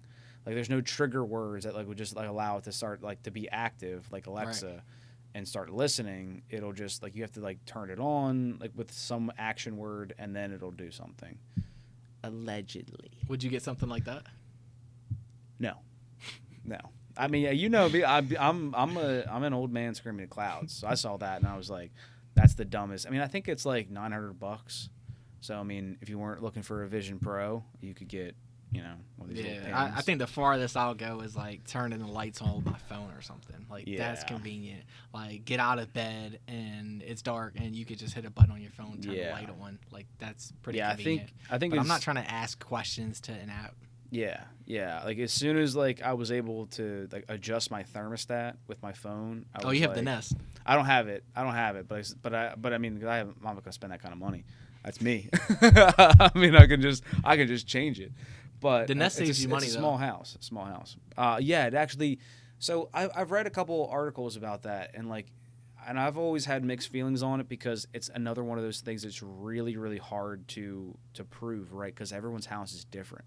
You were made at this time, that time, insulation, quality of the house, like who's in the house, who's in and out of the house. Right. But now is definitely enough studies. It does save you money. Yeah. Like if you set it up to do like an eco mode, you're gonna save some money. Yeah, it figures it all out. Yeah. I bought it for him for Father's Day like 5 years ago or something. He was pumped. Dads are pumped on thermostats. You know what? Actually, he wasn't, because he says I always buy him something that like he has to install and it's gonna be like work. I gave him work that he has to do. Right? But a year later, like my mom. These tires for your truck, Dad. Like right. They're just sitting here. But a year later, my mom shows me like their old electric bill because she looked at it for that whole year and then looked at it after I got them a thermostat. Yeah. And they saved like hundreds of dollars. Like it would have been enough that if they had bought the thermostat would have been free after a year. Yeah. Easily. Yeah. Because what happens is if no one's in your house from like a certain time or something, you can have it turn off. around that time. Or you can just have it go to a different temperature, because obviously it takes a lot of energy to bring it all the way up to a temperature. And then if you always go to sleep and you put on a certain amount when you go to sleep, 30 minutes before you go upstairs, you can have it set to that amount. So you can have it pre-scheduled so it knows your schedule, and then that saves you money. Like there's no like, oh, I forgot to turn it or whatever. But if you're you don't play video games and you have all this time that you're being productive, I'm sure you're never forgetting to change the temperature. Like I'm sure you're on top of it, right? No, I mean, I have like a small schedule, and like it pretty much just like keeps it cool at night and warm in the day. But it's different for us too, because we have dogs that are here all day. So like there's no but do they pay rent? Those are my children. They care what temperature it is? Yeah, they do. I mean, they really do, because like Chloe likes it really cold and Waylon likes it really hot. And they told you this? Well, I mean, you can tell by a characteristic of a dog. They sent you an email. You know this with dogs. You're a dog guy. Don't pull that shit. Hey, look, if it's cold in the house, they're going to go sit next to the window, because the sun's coming in. Exactly. But they have that option. Yeah, and so that's what so when we today, it's cold as shit outside. So we got to let Waylon out, and he'll just stand there. And be like, he don't going out there. But Chloe is crying to go outside, and we're like, and we know she doesn't have to go to the bathroom. Right. She just thinks it's warm in here and it's nice outside. She wants to go outside. The opposite in like the summertime. When it's the summertime, we'll see him just laying in the sun. And like Chloe will be in the shade or like at the door being like, let me the fuck in. So since you have two different dogs that like it two different temperatures, you just set the thermostat to whatever's cheapest, and one of your dogs will always be happy. Yeah, it's a compromise. It's a compromise. Yeah, absolutely. That's what we do. Just to keep it like a nice like 68, and everybody can just shut the hell up. 68 is a good temperature. Yeah. And like, and to be honest, like now that it's like wintertime, like I keep it closer to like 65. Like it's 65 like all day. He got a hoodie on in the house. Yeah, exactly. Yeah. I mean, like, cause like I don't mind, and like before I know it, like when I'm home for a few hours. Like I work out, I'm hot. Take a shower, I'm hot, and then an hour or two goes by. I eat and go to bed. Now I need to be cold, so I might as well just already be cold. Like, you know what I mean? So like it just instead of like running the electric bill up, I don't know. It's just me. I like it cold when I sleep. Yeah, dude. But now it's like I'm in Miami, so you can't just have a house at 68 all day. You'd be broke. Yeah. Yeah. Dang. So what's the temperature at your house? It'd be 75 downstairs. Because it's a huge house too. When it's a big house like that. Yeah. It's expensive. Yeah. So I don't know. Yeah, and then at night we turn it down to 70 upstairs. Yeah. But that's only at night. Yeah, that's rough. Fans. And then fans the in the house. computer gets hot. Yeah. Oh yeah. And then you have a heat load in the house. Yeah. Exactly. Yeah. You're fucking it up. Man, it's tough. That's costing you electric. Here, let me give you this pitch. All right, video games are costing you heat, energy. They're costing you electricity. You got to get rid of those. You got to stay focused. You're gonna start drinking. No. But it's such a good time, man. Yeah. Yeah, man. I'm so happy for you being out there. I mean, it's so much. And just enjoying life and having fun, right? Exactly, man. And like when I heard that you were out there, I was like that. I just like. It just made so much sense. I was like, this is like Joel's next step. Like, I mean, what, has he already been there a year? Like, I mean, I was just like kind of keeping up with you as you go through. I mean, we haven't really had a chance to like catch up much over the years, but like, I mean, I know who you are, and like when I saw you were in Miami, and I'm like getting out of cyber trucks and shit, and I'm like, dude, good for him. I'm peeking back in every couple of years. It feels like. Yeah. Trying to get out of SF90. I'm trying to get out of something. Yeah. When I see that video, I'll be like, oh god damn, I'm flying to Miami.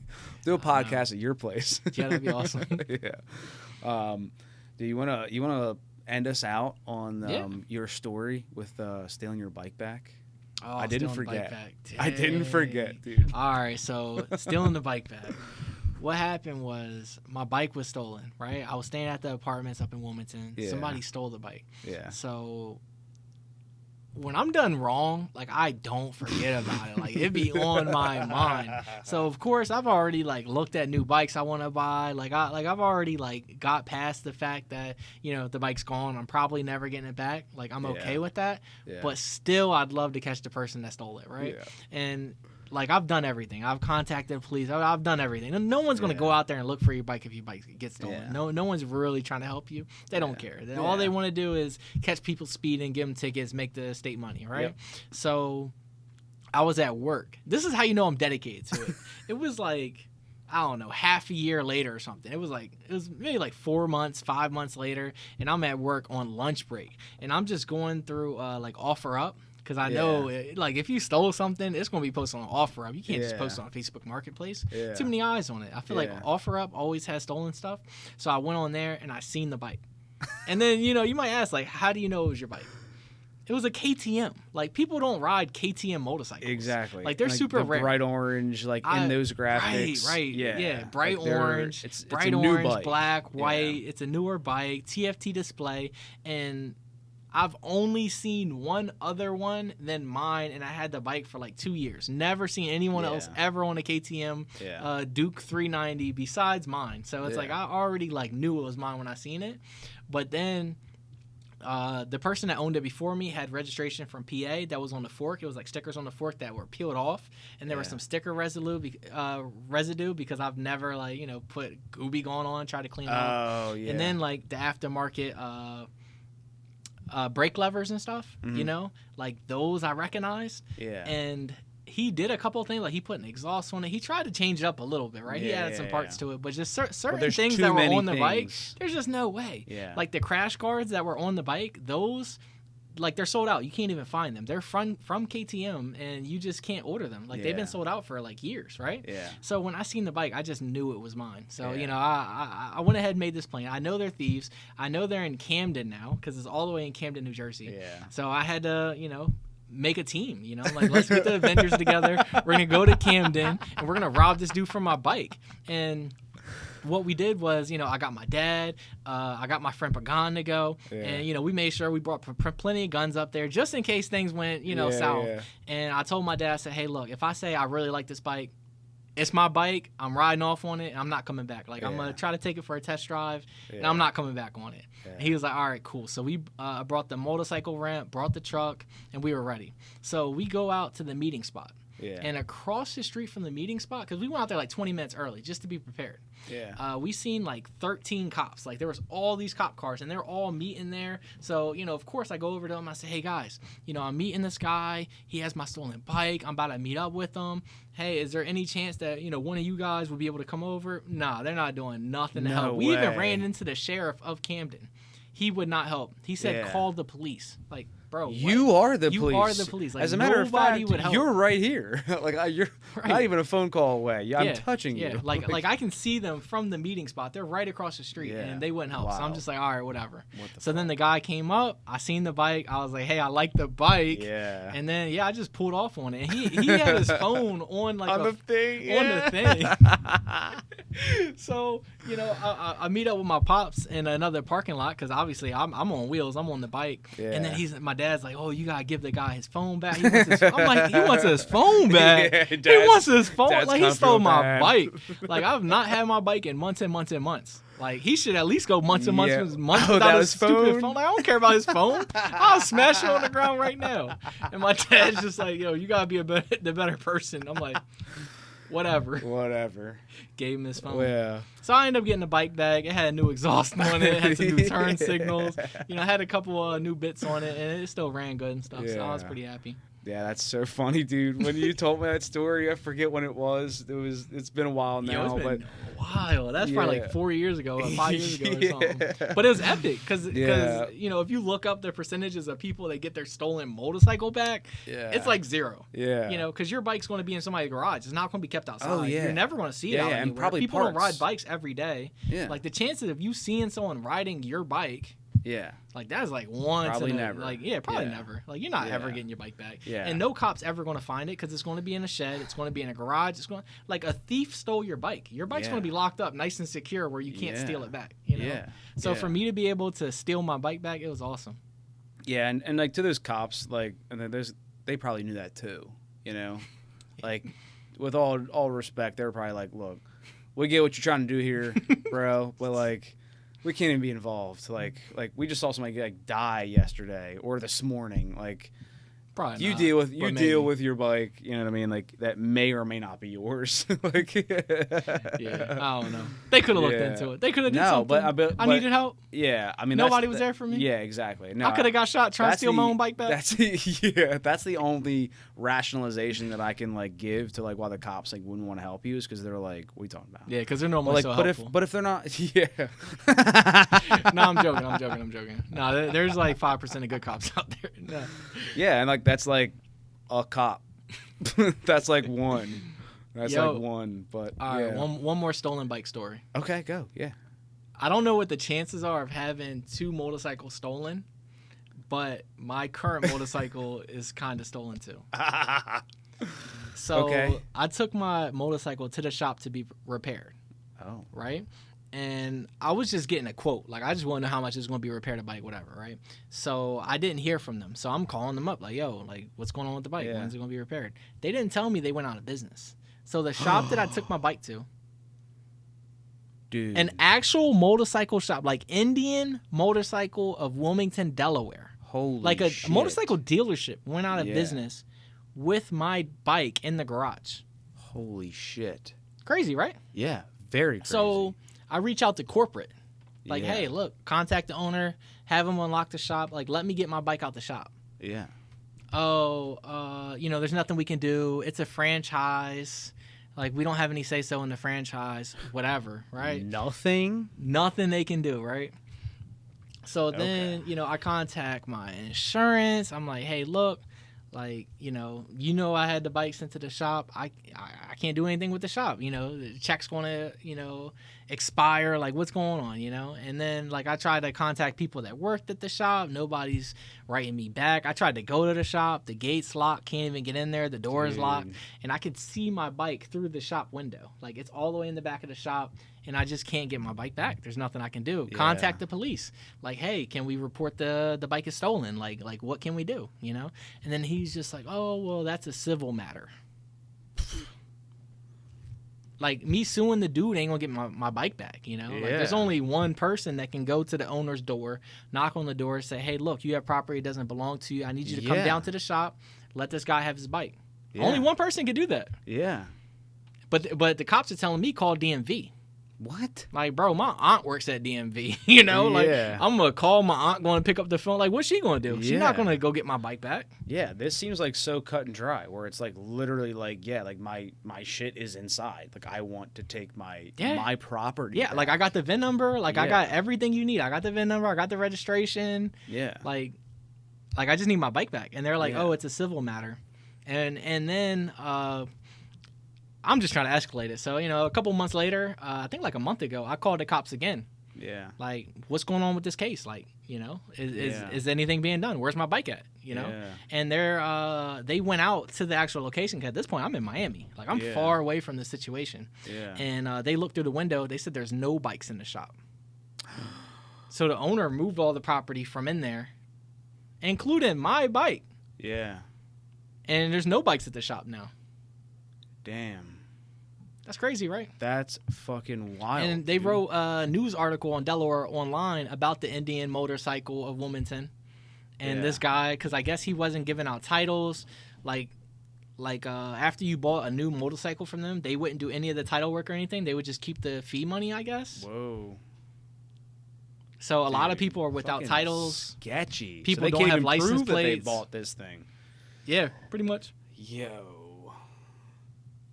So that's now something I'm dealing with now. Fuck.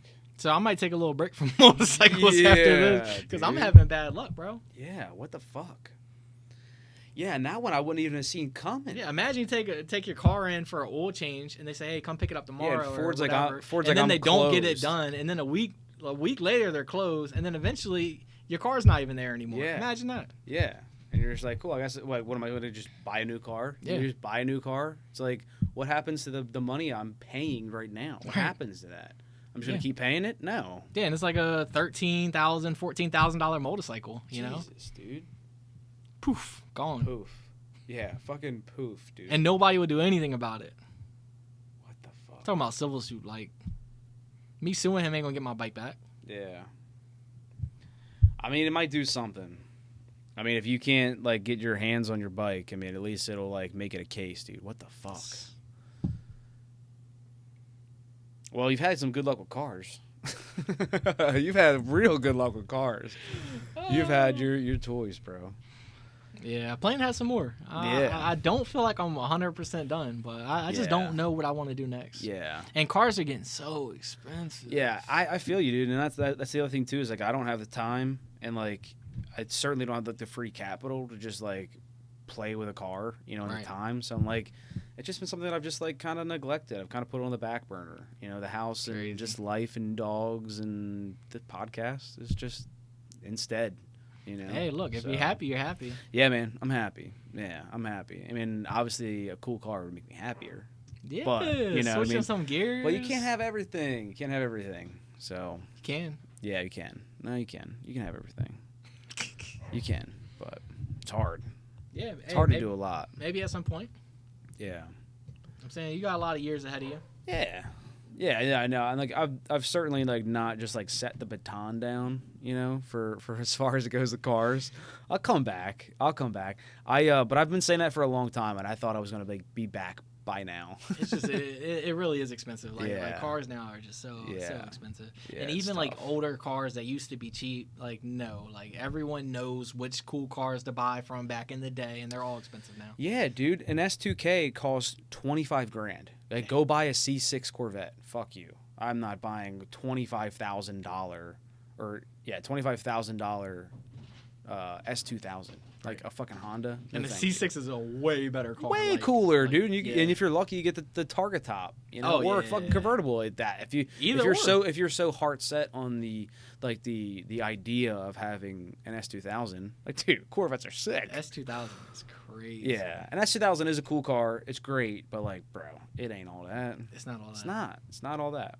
So like the old Supra, you know, like it's an iconic car. They're cool, but would I spend 40, 50, 60,000 on one that's stock and fucking way, dude. Like money that you could buy a brand new one with the V58 motor. Yeah, which those are sick too, dude. And that's such a cool little car too that like now has like this whole new horizon for it. And those are overpriced. 60,000 for that? Yeah, it's not. You're not getting a whole lot. Yeah, you're not getting a whole lot. You're not. They're fun. But, I mean... Like, it's a Toyota. Yeah, for less money, you can have the same amount of power with a little bit of an upgrade with, like, a BRZ or an FRS. You're in that same... Like, for a brand new FRS off the lot is, like, $25,000, you know? And then you can put, like maybe, like, less than 10 in making it sick. Oh, to make it look cool. Yeah, that's but the motor's the big difference there. I mean, even like making it look cool and like the motor. I mean, like you can just. I don't think there's anything you can really do with those. Like, you're not making a BRZ fast. Yeah, twin turbo. They're fast. I mean, probably still slower. Than a Supra. But I'm just saying, like, but we're talking about spending like $35,000 and then talking like $60,000. Yeah, 60 right now. Yeah, and they both would have warranties. Yeah, because I think those Supras, like, they're already in the 8s, like, stock motor, you know? Yeah. Which is, like, kind of crazy. Like, they make big power. Yeah. They're sick, dude. It's too much cool shit, man. But everything's expensive now. Yeah. Yeah, do you know what a new GTR goes for? No. It's a Nissan, bro. I think they're like 114,000. Oh yeah. They've always been like that, and that's like one of those things. I feel like too. They used to be like 70, like 10 years ago. Yeah, and like even like the what's the NSX? Like you're still buying an Acura. You know what I mean? Like you can't. The NSX is almost cooler though. Like it is. It's far more unique in its own like car chassis class. But it's still like you're paying like over $100,000 for something, and it's like still an Acura when you can spend even less money on like a Corvette. Yeah. For the same price or if not less, you know. And like people are like, "Yo, what is that?" And like, but like people pull up and they're like, "Yo, is that an Acura?" Yeah. Like that's cool. The GTR for the money, it's like you could be in like a 911. Like maybe like a 911 true. Yeah. T or something. Like one of the cheaper ones. True. Like not a Carrera S, but just like a regular Carrera or maybe the T. Because I feel like those start at like 114 or 118. Like they seem like they're in a similar price range. Yeah. And it's like, do you want to be in a 911 or like a Nissan? Yeah. That's true. I'm going 911, dog. I'm going 911. I'm going 911. Yeah. Would you get a stick shift 911?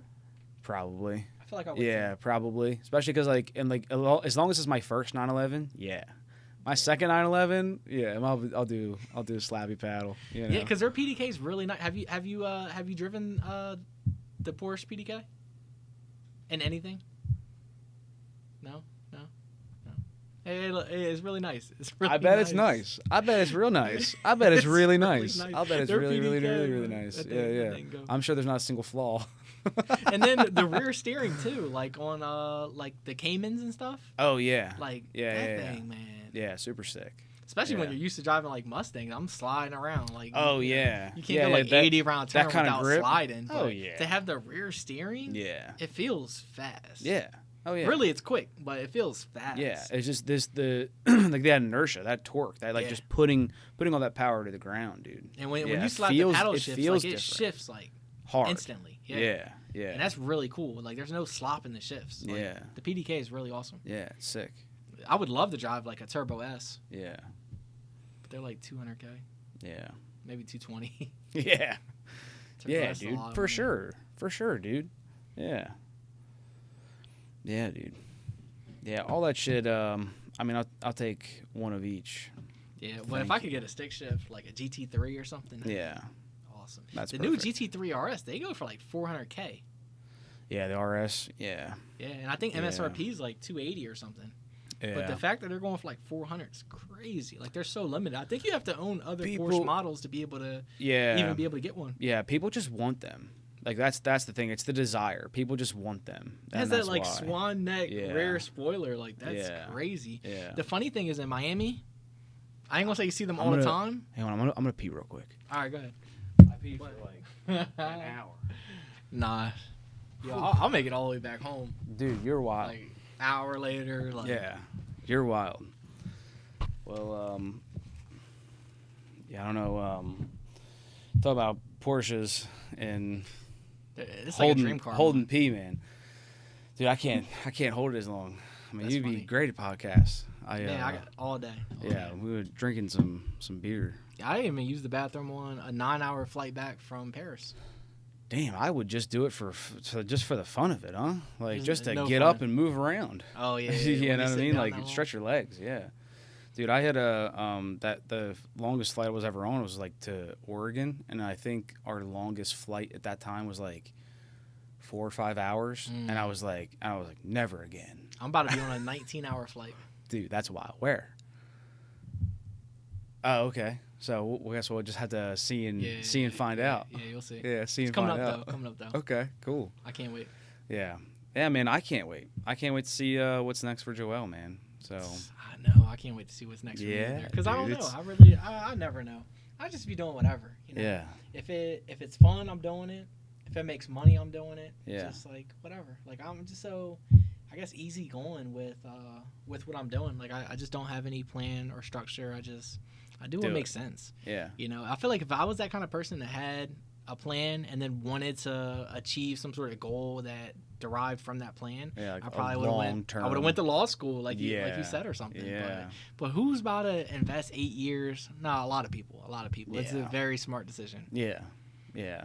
Somebody's always, there's so many laws. Somebody's always breaking one. Yeah, so, and it's never too late. So technically, you know, you could end up becoming a lawyer. You just never know. Yeah, I mean, I guess so. I guess I could. I guess you could also you can just get like the bar, right? You can just do the bar exam, and then there's not a lot of people who won't accept you unless you're from Harvard. But if you get the bar, you're good. No, it depends on the state. Oh, okay. I think in West Virginia or something, you could be a lawyer from passing the bar, but you know, obviously, you're not going to be an attorney. Wait a minute. Is that what it is? Yeah, I think an attorney has to go to law school, right? And then pass the bar. And then I think a lawyer, it just means you pass the bar, but you didn't necessarily have to go to law school. But you can just pass the bar and be a lawyer. But in some states, you can't. It's only a couple states that you can do that. Yeah, okay. Just pass the bar and be super smart. And I know, right? Yeah, just save like $100K on Suits or something. Yeah, they show Suits. Hey, look, I'd hire you. You pass the bar, I'm hiring you. Yeah, all right. Sounds good. We'll have to take the court down to West Virginia or somewhere where we can do it.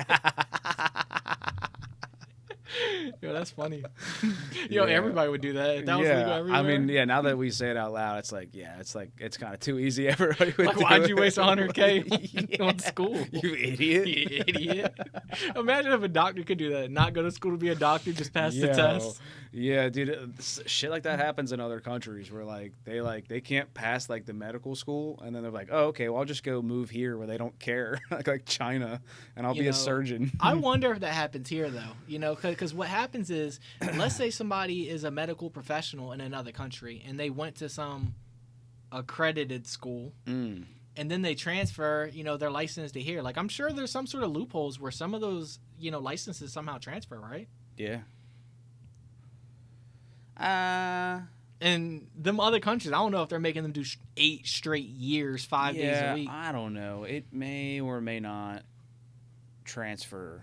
I feel like there's only like certain things you would think. Wouldn't you think that there would only be like a certain amount of stuff that would transfer? I don't know.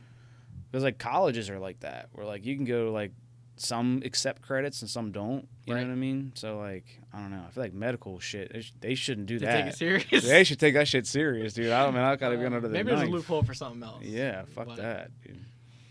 Yeah. Well, if there's a loophole for something else or some other way, you'll find it. Don't worry. You'll find it, and then you'll tell us when it's old news. Go to school in like Thailand where it's cheap. Because $100K for schooling is crazy. It's crazy. It's crazy. And that might not even be it, right? I mean, like $100K might be like your first 6 years. Oh yeah. Yeah. Yeah. Some of the schools, I think people do spend like $200. Yeah. Yeah. It's wild. It's so crazy. Yeah. I mean, and you never did any college, right? No, I did a little bit. You did? Oh, okay. I didn't want to. Yeah. But yeah, no, I did a couple years. Yeah, I was didn't actually do any. On Dean's List my first year. Oh, sick. But nice. It's just college, show off. Man. I went into something that was just way too hard. Yeah. Yeah, I went for chemistry. Okay. Because I did chemistry in high school. So, like, the first year I was on Dean's List. But once I got out of, like, the 101 classes, went into the 102 classes, it was super hard. And they told me going into it, like, only 5 out of 30 kids graduate with the degree. And it's just like, dang. You guys told me that last year. You just look around. You automatically see 5 kids smarter than you. You can just tell looking at them.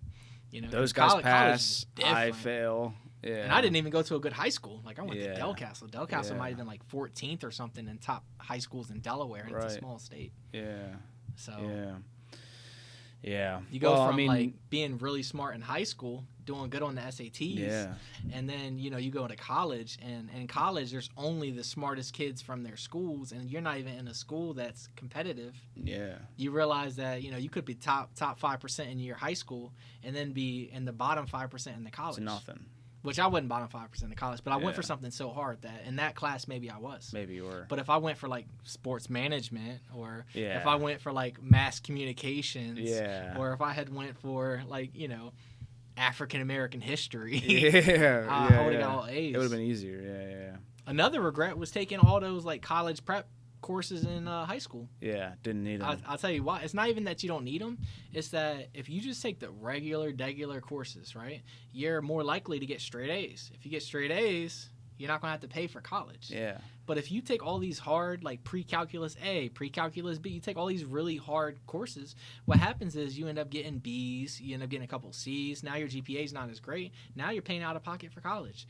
And then all that stuff you would have learned your first year in college anyways. Yeah. So whereas I was already prepared and killed it my first year in college, like I could have been learning that stuff then, but been on a scholarship where it was paid for because I did so well in high school. Yeah. You know what I mean? Yeah, so you could have just done better in high school, which would like propelled you to like a better place like for college, as opposed to like taking these AP classes that really didn't do you any good. It just made it more challenging. Yeah. Whereas I can't have a high as high of a GPA and excel and then you miss in scholarships high school. and stuff and grants. Exactly. Yeah. But damn. Well, the things we know, right?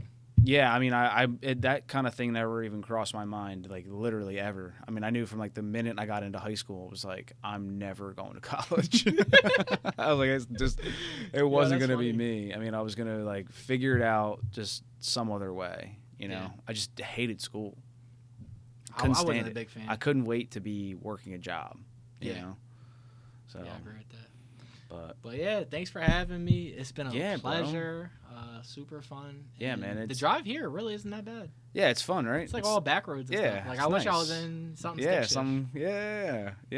No, it's fun, and it's a nice scenic and pretty ride, and it's really not even that far, No, so, it's not. Yeah, it's not bad.